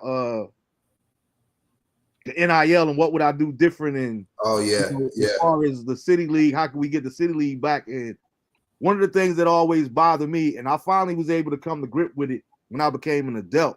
But it was so disheartening because we knew we had the skills to compete with anybody. Yeah. We knew we had the talent to compete with anybody. Yeah. But we were always 9 times out of 10 we were defeated before we even stepped on the field. Right. Because of the circumstances around us. You know what I mean? Here you go to schools like Wayne Valley, and these mugs, high school is bigger than some college campuses. Yeah. We keep all our equipment at a shed at Westside Park. Yeah. You know what I mean? So it was like, wow. The old Westside Park. Yeah, exactly. Yeah. Before not the new Westside Park. Not this new facelift, because I rode by the damn day. You got to make that clear. You got to make that clear. Like, it is totally different now. It's totally different. And God forbid, school stadium. I remember when we played, it looked like the Coliseum. Like something out of 1968. Yeah. Nobody want to play here, man. Now I see school stadium. I'm like, yo, the city of Newark is whack for waiting so long. But I'm gonna get over that one of these days, man. One of these days. Because I would have loved to be able to play on that field. Man, and what did I tell you? What did I tell you Sunday when we talked? Like Thomas said, man, they already knew our plays. Yeah. So it was like mentally, we was already defeated. It didn't matter whether we was equal or superior. So I think that exposure is very important. Oh, absolutely. But I also think that it has to be done in the right manner. Right. You see what I'm saying? Because everybody's not ready for everything. The reason that I started talking about when I was coaching Pop Warner, I remember one particular year, I believe it was the year 2011. We had literally went the entire season and we only gave up 2 first downs the entire season. Now, I didn't misquote myself. I know exactly what I said. It was 2 first downs for the entire season. But the closer we got ready to go to Disney, we made it to the States, then we made it to regionals. We were 2 games away from having to go to Disney World. Mm-hmm. And as a man, I'm sitting here like, I kind of don't want us to win. As crazy as that sounds, because if we do win, we get to go to Disney, but I know that half our team can't afford to go to Disney. I know that half of the parents can't afford to take off a week of work to go down here to babysit and chaperone for these children. So it's like almost robbing them of an opportunity that they definitely earned, but can't afford to. And that's one of the things that's disheartening. So that's why I'm glad, even when you broke down, you had your moment talking about Don, it's important to talk about people like that because everybody doesn't have the means to be able to do that. So not only do you not have to do that, when you coming out of your own pockets, you know what I mean? When you're raising funds on your own to make sure that these kids have these opportunities, you know, it was disheartening when you see Tiger Woods come up and you know what I mean, growing up in Newark. Like we didn't see nobody playing golf, you know what I mean, inspiring us like that there because it was too expensive to play golf. Right. You know what I mean? We couldn't afford all of that there. We couldn't afford no clubs and lessons and different things of that nature there. And I'm a firm believer that we got to find a way to be able to fund it because somebody should not, especially when we talking about children in particular, somebody should not be robbed of an opportunity just because they can't afford to. You know, you see it time and time again, Venus and Serena, you know, them pops getting the broken bottles off the court out there in Compton to make sure that his daughters learn how to play tennis and then to become one of the best to ever do it, if not the best to ever do it. You know what I mean? From the inner city. So it's important that we find a way because under normal circumstances, those girls would have been robbed of their own greatness. You know what I mean? There would be no movie about Venus Williams. She would be voted the best athlete of the century if, you know, Pops ain't find a way to do it. So it's very imperative that we kind of give back in that thing there. But yeah, to your point, I like I said, I think that exposure is key. I think it's crucial, but we have to be careful because, especially, I didn't realize we didn't realize the effect of that back then until in real time, until we became men. Yeah. I realized that we was dejected. You know what I'm saying? Because like, oh man, look at what all they got, as opposed to now. So that's why I like to see the city of Newark doing that much better and a more even playing field, so that people don't really feel that dejected. Marv, go on ahead and pick up that golf club and pave the way for Newark. Don't tempt me. Yeah, big shout out to the mentors, man. Let's not, forget that this started off as a Father's Day conversation. Mm-hmm. Just big shout out to the mentors, man. Shepard Austin. Big shout out to Andre Taylor. Big shout out to Dave McCombs. Big shout out to Darnell Megan, also known as Tyson. Mm-hmm. Big shout out to the guys that played a pivotal role. My uncles, my Uncle Greg, my Uncle Man, my Uncle Mark, my Uncle Chuck.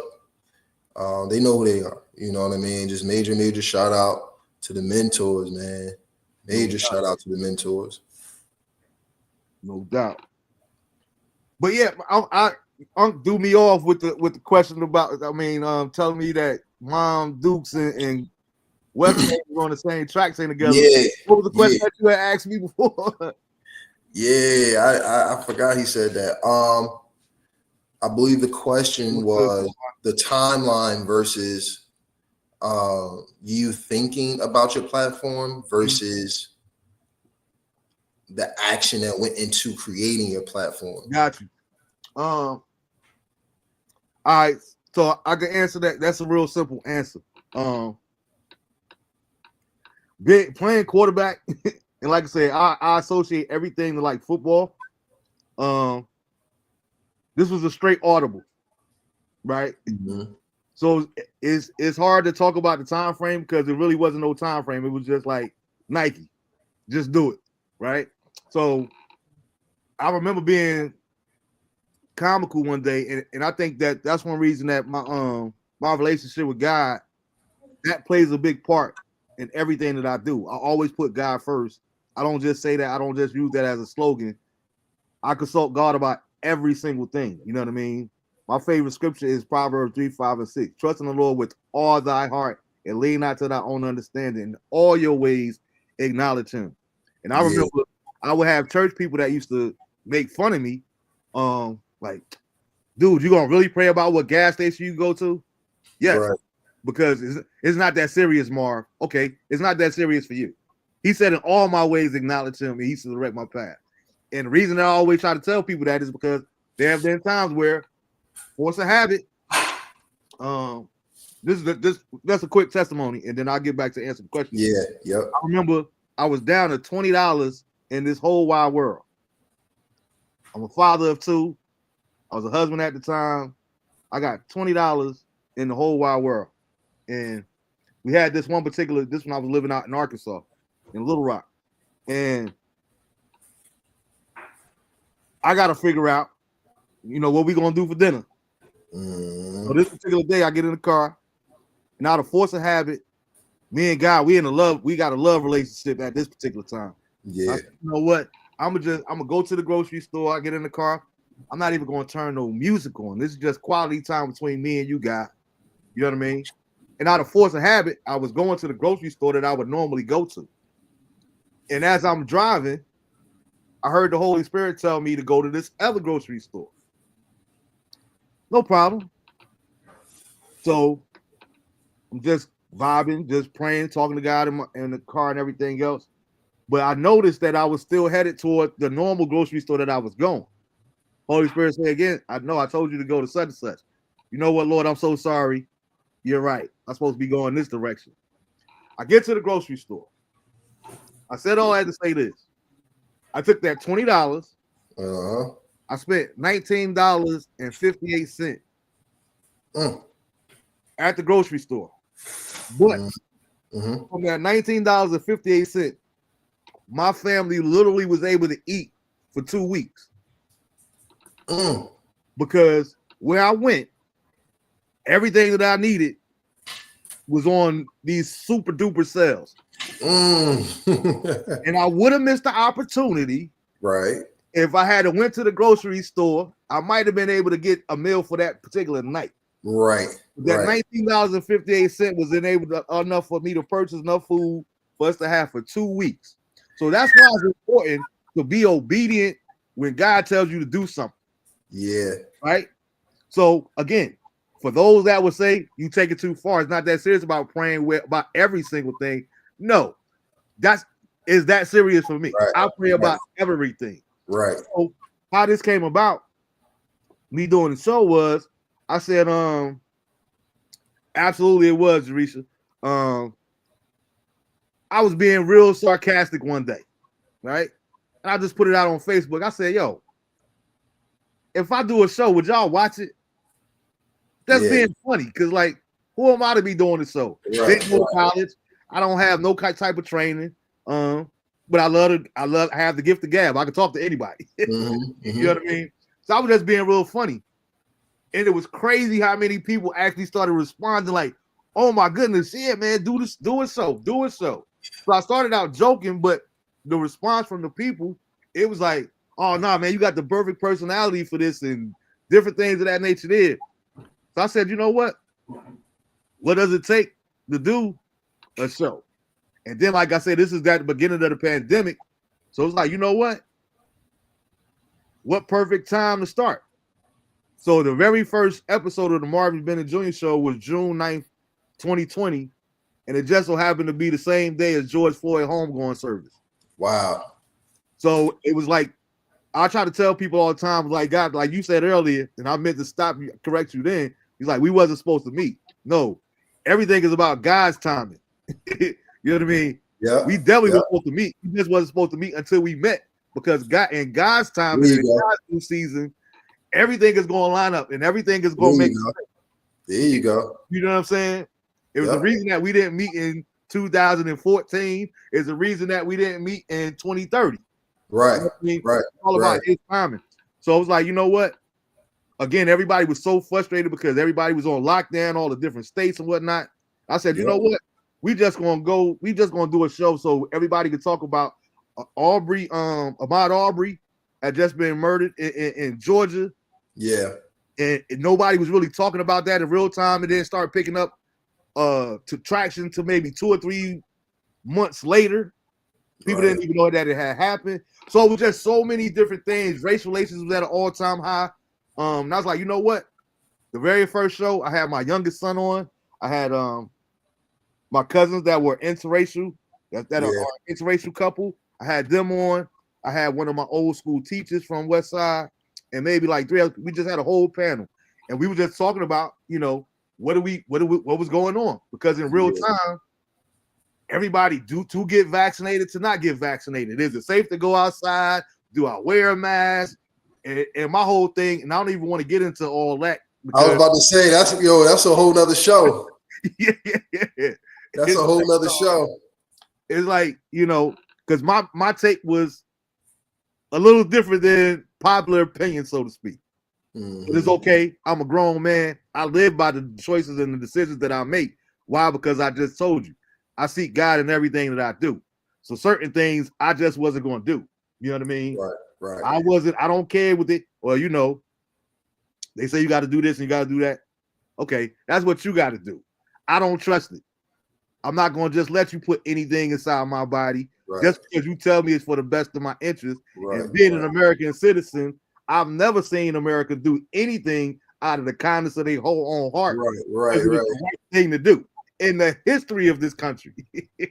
So now I'm led to believe that you're going to give me this shot because it's in my best interest. Right. Nah.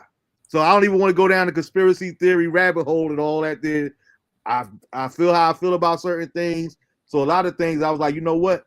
So we did the first show, and here it is. 5 years later, we still going strong, man. And we've had everybody, because people always often ask me, what is this show about? And it's like, it's kind of hard to explain because Right. we've had so many different wide range of topics on here. I had a young man that did 16 years in Rikers Island. That show was titled Life After Doing Time.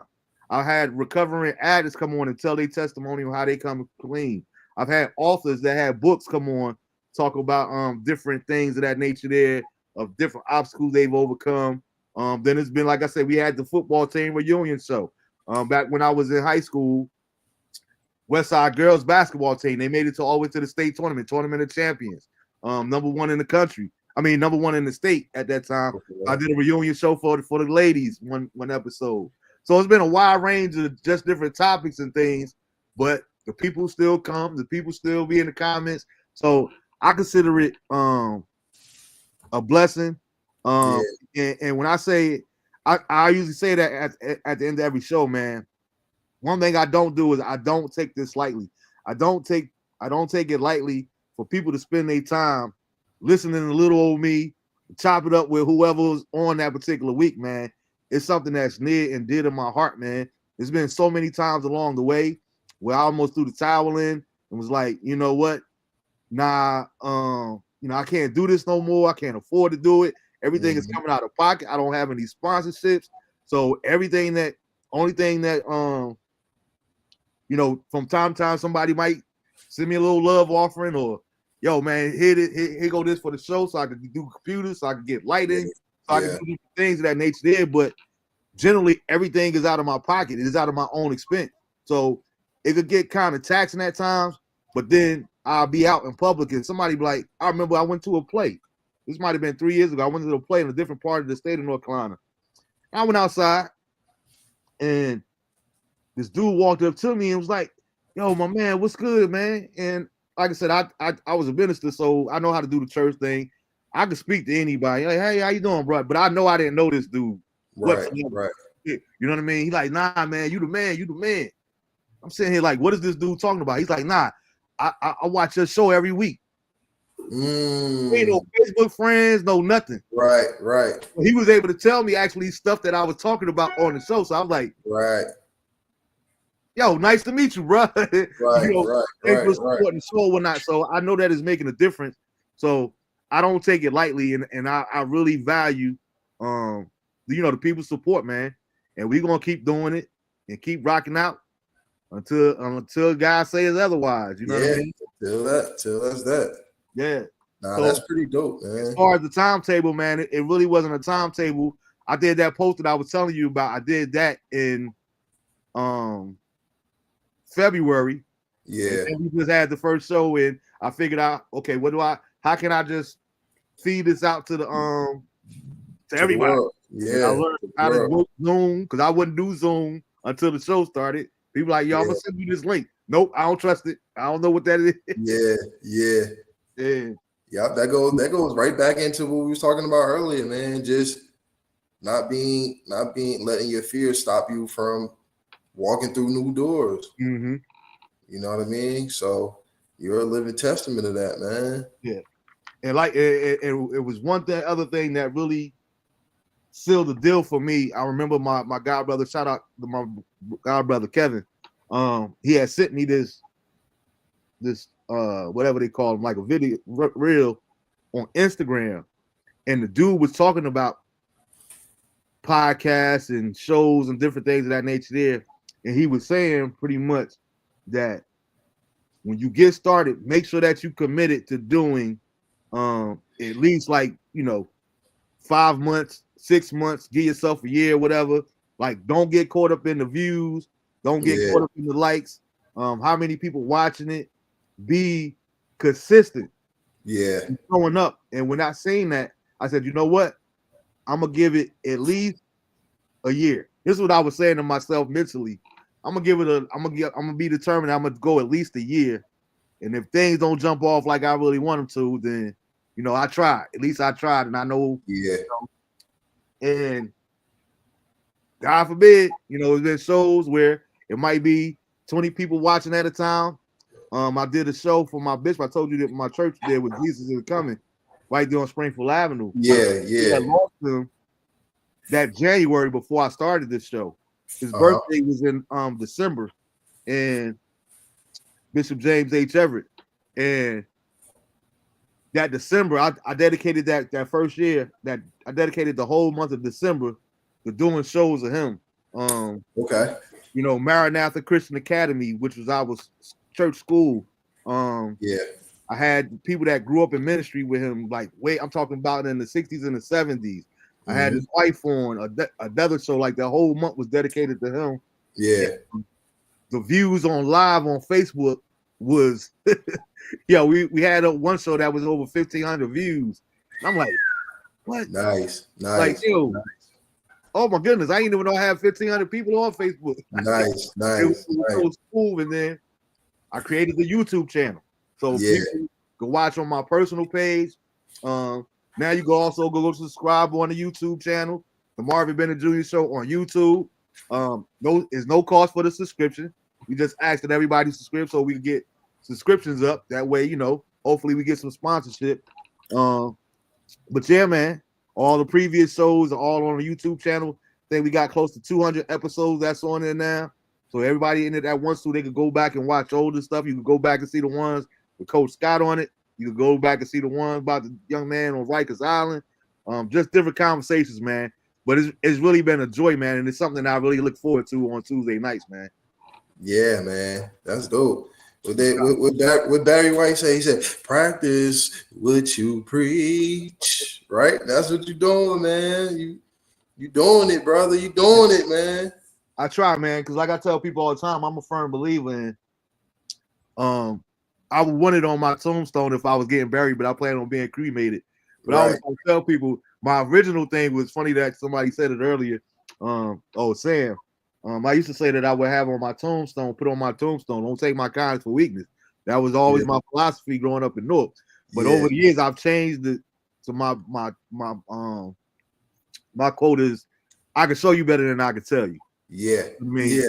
So it don't mean that what I talk about. Yeah. And tell you, look, Lamar, man, you need to go out there and do this show, and you need to, you know. And I ain't doing it myself. You know what I mean?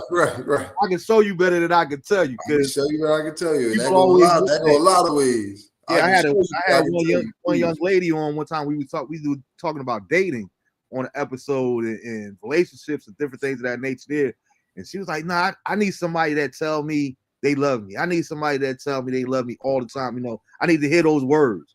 And I was like, I get that, but for a person like me, I don't need to hear those words if you show me with your actions. Because you could tell me that you love me 100 times a day, but if your conduct and your actions don't line up with it, those words don't mean nothing to me. Ooh, hold on now. Hold on. That's just me. Listen, we about to get in the whole something else right now. Look. Talk your talk, Big Marv. I hear you. I mean, and that's just real talk. I mean, because like I said, I can show you better than I can tell you. Talk your talk, big dog. He said, "My name, Big Marv, never the little." That's it. Never. Nah, that's what's up, man. That's what's up, dude. Teresa said, I like Teresa, so I'm gonna send you a friend request. He said, "Let's compromise and do both." I'm with that too. Let's do it. I'm with that too. Yeah, like I said, there's nothing wrong with the words, but eventually those actions got to line up with those words. Go back to like that what I've been saying the whole episode.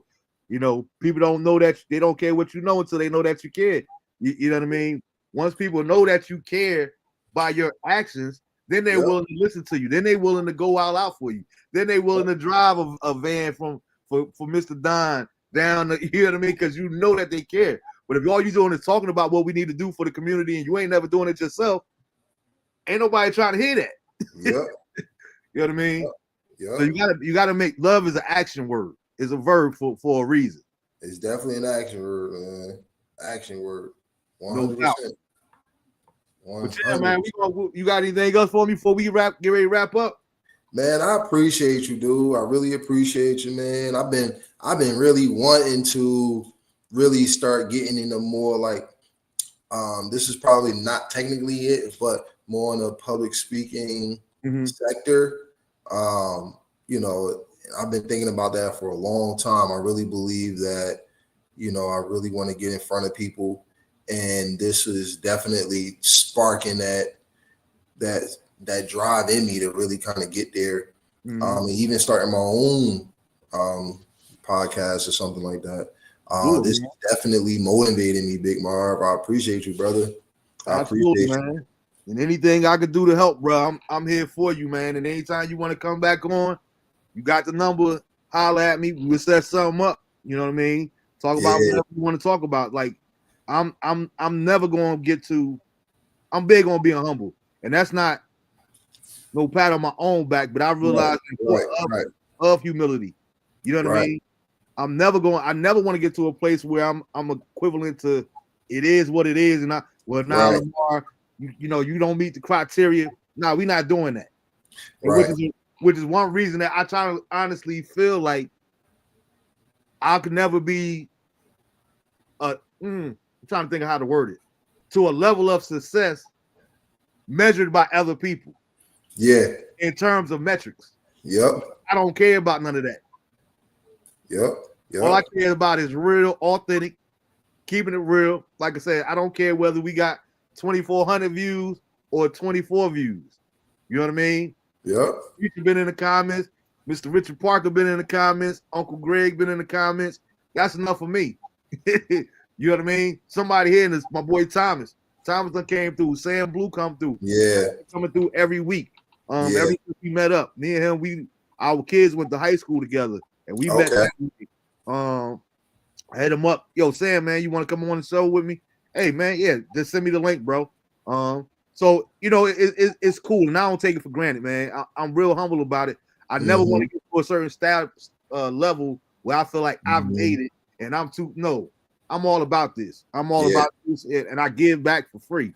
You know, anybody that wants to come on here, I remember the first time these authors, it was 9 young ladies that wrote a book together. Do It All, We Still Standing. I still remember the title of the book. I still actually got it over here on my nightstand. But they reached out to me. Hey, listen, we want to use your platform to promote the book. Oh man, I feel blessed that you would even think of coming on this platform to promote your book and different things of that nature there. So I'm all about helping people, man, because the reason I'm sitting here today is because somebody prayed for me and somebody helped me to get to this point here. Yeah. So I would consider it a robbery of the Almighty if I didn't contribute back. Yeah. Yep, man, and that's love, man. Just, you know, in the spirit of, you know, we're about 2 weeks off of Father's Day. Just still kind of cultivating that. In the spirit of that, man, just another big shout out to all the men, all the mentors who dedicate their time, because we know time is the most priceless resource on this planet. And then dedicating that time to reach out and help the younger guys that's on the way up. So big shout out to mentors, man. And also, you know, while we bigging up fathers, I want to give a special shout out as well to the ladies, to the mamas, the aunties. I hate that. And it drives me crazy. I got to vent just for a quick second. But when I see people, you know, my mother was both my mother and my father, and happy Father's Day to all the mothers out there. I feel like we got to stop that, because you could be to your point earlier, you could be a great parent, but no woman, no single mother is a father. No more than any single father is both the mother and the father. There's a reason that God created it, and it's by design that it takes both of your parents for you to come into this level of existence. Having said that, I want to give all the ladies a special shout out for allowing men to be men in their sons' lives. Let's stop raising these single mothers. Let's stop raising these young men to what you think your definition of a man is. It's imperative that you get with some teachers, that you get with some coaches, that you get with some male figures that could help you with that young man. Because like I said, in my situation, I didn't grow up with no sisters. So God forbid, I always try to tell people, and trust me, God don't care about nothing that what we think or what we really want. But the only real prayer that I ever had was, God, don't bless me with no daughter. I never wanted a daughter. Me personally, because I believe in that you reap what you sow. And in high school, a whole different lifetime ago, I was low down. I was not expecting. No, I'm telling you, I'm here to be truthful. I was not expecting that just now. I'm truthful because it's like nobody would treat my daughter the way I used to treat other people's daughters. Like, so God, if you really care about anything I want, do not. I remember, I'm telling you, true story, bro. When my oldest son was born, because I didn't play that either. Like, people go find out what they having now. I think it was still a little bit more exciting, not knowing what we was gonna have at the time, and it's like I can't wait. So I'm just buying. I'm a big Tar Heel fan, Carolina, so I'm just buying Carolina blue everything. So my kid got some Carolina gear when they come in. Girl, boy, it didn't make a difference. But when my son came out, when he entered into this earth, I walked around. I went around the whole hospital screaming. I said, I ain't never been so happy to see a penis in my life. I was like, I can't afford to have no girl. I didn't even want to have no more kids after that because I didn't want to take no chances. Reason being because, like I said, the way I treated women, but also I didn't grow up around any girls, so I didn't know what to do with a girl, like how to raise it. Even my niece, who I love to date to death, when she was a baby, we could spend all the time in the world together, but I'm never gonna change you because it's just totally different raising a young girl. So, like I said, I want to thank the ladies for allowing men to be that present and that male figure in those lives, because you don't have to do that as well. Yeah. God looked you out heavy. Yes, he did. And I thank him every single day. Yeah. People used to joke. People used to think I was joking. I used to tell people all the time, man, if I had a daughter, I think I would have been suicidal, man. Oh, man. Like, real talk. You know what? I can kind of understand that. I wasn't too happy when I found out. But,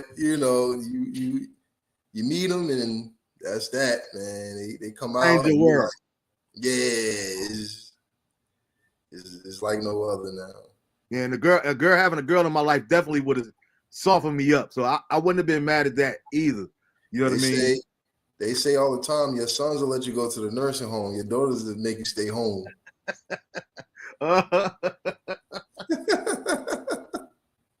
That's some kids for real. And it's bad, man. I really pray for people that go through that. When I was and I close out with this, when I worked at a hospital there in Little Rock, Arkansas, man, I didn't even know this was a thing. And I talked about it a little bit last week, but it used to break my heart to see how many people would literally go drop their parents off at the hospital, know that they never coming back to pick them up. Like, it used to be, I didn't even know that was a real thing. I'm talking about, and I ain't talking about hood people. I'm talking about people that are making 6 figures a year, if not better. People with money and everything else. But that's how much respect that you got for your parent, that you would not even take them to a nursing home, you just dropping them off at the hospital. Oh, excuse me. Like they used to do in the movies back in the day. I remember like that was, if you had a child that you didn't want, they would drop them off at the fire station and leave them with the firemen to raise a different. And to see people doing that to their actual parents, it was kind of disheartening to see that and to know that was actually a thing. So, before I knew it, I wouldn't even visit people in the hospital, but I allowed God to change me so much that I went from not even visiting people in this hospital to actually working at a hospital. And before I know it, I had started a prayer group in the mornings. And I was literally at the hospital 7 days a week because of people like I was just talking about. I seen so many different people that didn't have nobody to come visit.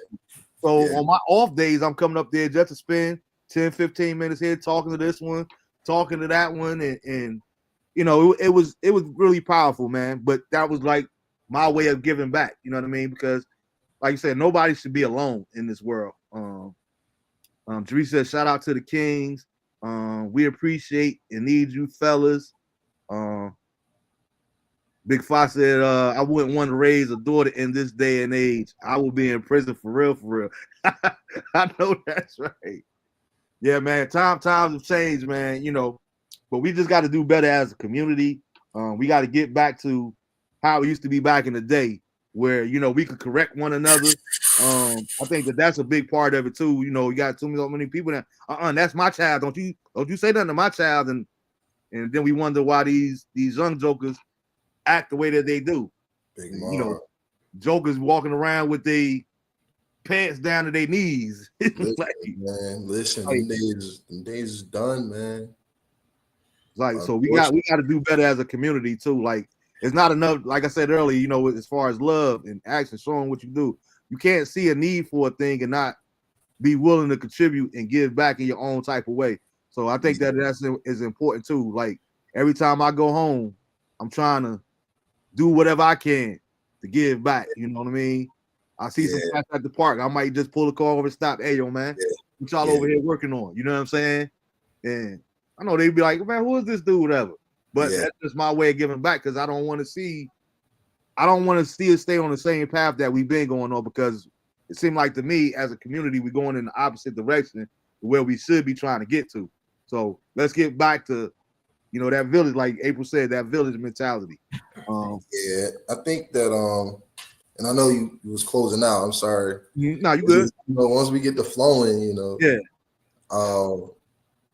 You know, well, first of all, shout out to Omega Psi Phi Fraternity Incorporated, the greatest fraternity on earth, the real 1911. Well, anyway, you know, but you know, I'm a part of the fatherhood mentorship program within the fraternity. Okay. And this summer, right now, we're on like summer break, but I'm definitely going to be linking up with a couple of my fraternity brothers to talk about creating a fathers group, right? So my belief is that the more men that we can connect within the communities, I think better off the communities will be. So creating, you know, like a 10-week, 12-week program where weekly or monthly we have fathers coming in to these panels and workshops and having different topics each month, right? Whether it's about colon cancer, right? Or whether it's about some type of financial management or stability panel, or whether it's about learning because your son and your daughter is coming of age and learning about how to properly to allow them to date, right? Like, or how to mentally accept that, right? Like some people just can't accept it, right? So anyway, those are just some things that I definitely want to start bringing together with dads and bring us together, because I feel as though the more time we spend together and communicate and get to know one another, the relationships build from there. You can cultivate these relationships, and now you're building up your networking, you're building up your resourcing by getting to know the men of the community, and by the men of the community bonding and coming together and learning and growing together. I feel as though kind of like bridge some of those gaps, or just kind of like extend that spider web of connections throughout the city or throughout the township and county of where you are. And I feel as though that will build up a community once you get the men together.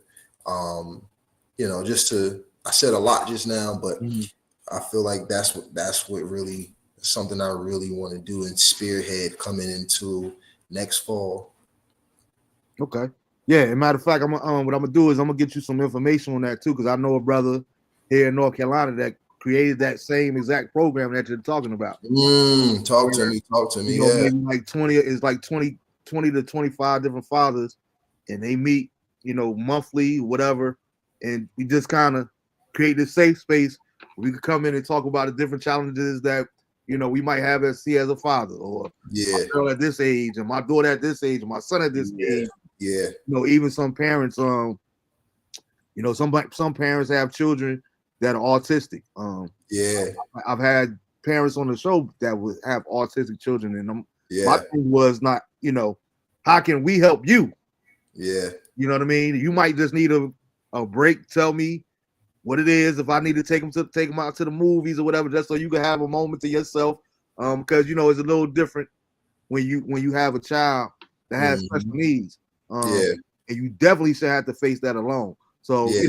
building Yeah. these, like you said, building these networks where we can help each other, Well, I've been trying everything that I could do with my son. I'm at the point now where I can't talk to him, but we get frustrated. And we might Yeah. come together as fathers and, well, maybe you need to process it this way. Right. Help Right. each other just, Right. like you said, Right. get back to that community, giving back to our community and strengthening our own community. Because Yeah. if we don't do it, I'm gonna Yep. just leave it there. You know what I Boom. mean? We can't keep waiting on the governor to fix North. Yep. We can't, you know what I mean? It's not gonna work. We can't keep waiting on the city, can't keep waiting on the mayor. We have to become better citizens and hold ourselves accountable before, you know what I mean? We gotta implement the change that we want to see. I'm a firm believer in that. You know what I mean? I think about when I grew up in church, it was different dudes that done went home to be in glory. And I remember literally having a conversation with someone about 3 years ago. And I said, you know what? I said, we got to stop talking about how there's no more brothers in the church like that. You know what I mean? If we miss those brothers being in the church like that, why are we not being that for the next generation? You know what I mean? And it was like I said, we got to put it into action. And I started becoming, and I'm a real, I'm not an introvert, but I'm a real private person. I've never done like cliques and things of that nature there. So a lot of people used to be scared to talk to me when it came to church and stuff like that there. So I'm one of them people, I go to church. When it's over, I'm out. You know what I'm saying? I stick to myself. But when I started when God started dealing with me about that, I had to start forming some relationships with these younger children. And I started seeing how it was making a difference for them. You know what I mean? Mr. Bennett, it's been a while since we had some quality time. Time for us to have a conversation. It was like, wow, it is making a difference. So, like there you go, just reach it. And that I made up in my mind. I said, you know what? I'm gonna be the change that I want to see. Yep. I mean, yep. So I'm intentional with that. But yeah, man, I appreciate you, man. I appreciate everybody that came in, and been watching with us, conversating with us tonight. Thank everybody for the comments, man. We those that are new here, we'll be back next Tuesday. Every first show of each month, we do what I call the first of the month freestyle, where we might talk about current affairs or what's going on or whatever you guys want to talk about. So as the week goes throughout, next Tuesday will be the July 1st. So it'll be our first of the month freestyle show where we don't have one particular topic, but whatever you guys want to talk about. So if you guys see some things that y'all see happen throughout this week until next Tuesday, feel free to drop them down. We'll come together next Tuesday night and talk to them, talk about it. But if you haven't already, please go subscribe to the Marvin Bennett Jr. Show on our YouTube page. It's free to subscribe. You just hit the link, and it'll alert you when we actually go live. Because I want to start doing. I'm gonna get you involved, and I'm gonna hit you up on that too, Lamar. I told him my boy Fi that's in the comments, Mr. Wayne. What I want to start doing is I'm gonna keep the Tuesday night format the same, but I also want to start doing possibly some weekend shows where we get to dive into sports and what's going on, and and shout out to the to the Oklahoma City Thunder on winning their first NBA championship, SGA MVP. Now he's a bona fide champion. So shout out to those dudes too. Mental health, absolutely. Mental health is always important. I've actually had a few doctors come on and talk about different perspectives on mental health and the importance thereof. And that's funny that you would even mention that, April, because a part of being grown and a part of us being who we are, specifically talking about fathers and young women as well. But it's important, and Wayne can attest to this because he's been on different shows too. It's important that we make use of what God gives us in the form of people. You know what I mean? And it's not about looking no punk. It is not about the, you know what I mean? It's okay for a man to cry. You know what I mean? You know, I used to hear that all the time growing up. Man, real men don't cry. Now I remember one time my uncle telling me, he said, man, don't you ever let nobody tell you that. He said, because if men weren't supposed to cry, God wouldn't have gave you tear ducts. And I was like, you know what? I never felt bad about crying again if I had to have a cry. But we have to be able to come to one another and use them. I thank God that I got somebody like Coach Scott that I could call if I really needed to talk to somebody on that level, you know. And sometimes it's imperative that we check on people, especially the ones that we think. And I've talked about it on episodes in the previous, and I'm not gonna go too much into it now because the hour's running long. But you're looking at someone that I've attempted suicide myself on 2 different occasions over my life. Now, most people see me and the way I carry myself, and they would never think that. That's why it's so important for me to share my testimony or share my story with suicide. And I always try to tell people, I thank God Almighty that that's one of the one things that I actually sucked at, that I wasn't successful at. But at the same time, it wasn't where I didn't feel love. It wasn't that I didn't have people that I could talk to. I just chose not to. You know what I mean? It was a choice that I made. But it's important that we check on people and make sure people is good. It's usually not the person that we would think. I'm a living witness, and I'm here to share that. Sometimes we're looking at different people and we like, I need to be worried about them. Nah, you need to be worried about that person that you think is strong and tough and that's always holding everybody else low too, because everybody has a different processing, the way of processing things. So it's like I had to allow God to help me get through the shame, get through the embarrassment, to be able to share my story. Because and people have told me over the years, man, I really thank you for sharing your experience, because I thought I was the only one that felt that way. I thought I was the only one that thought about it, and different things of that nature there. But to see how you doing now, I know that it gives people hope. So it's not about bragging rights or anything like that for me. It's more or less about encouraging other people that might be struggling with some of the same things. You know what I mean? So it's very near and dear to my heart. And I have no problem with sharing my testimony, different things that I've been through. I like to try to add a little comedy there from time to time. But some things are serious, some things you can't laugh about. But, I think that is imperative for me to share my story and bear witness and help others that might be struggling with different things. So mental health is definitely something that I'm always willing and able to talk about, April, and it's necessary. It's necessary because nobody should have to carry loads about themselves or alone. You should always have somebody that you can at least talk to. And at the same time, you got to be careful who you talk to. But that's a whole episode in itself, because everybody ain't praying for you. Some people praying on you. With the EY, not AY. So you got to be real careful with that too, and people motives and their intentions.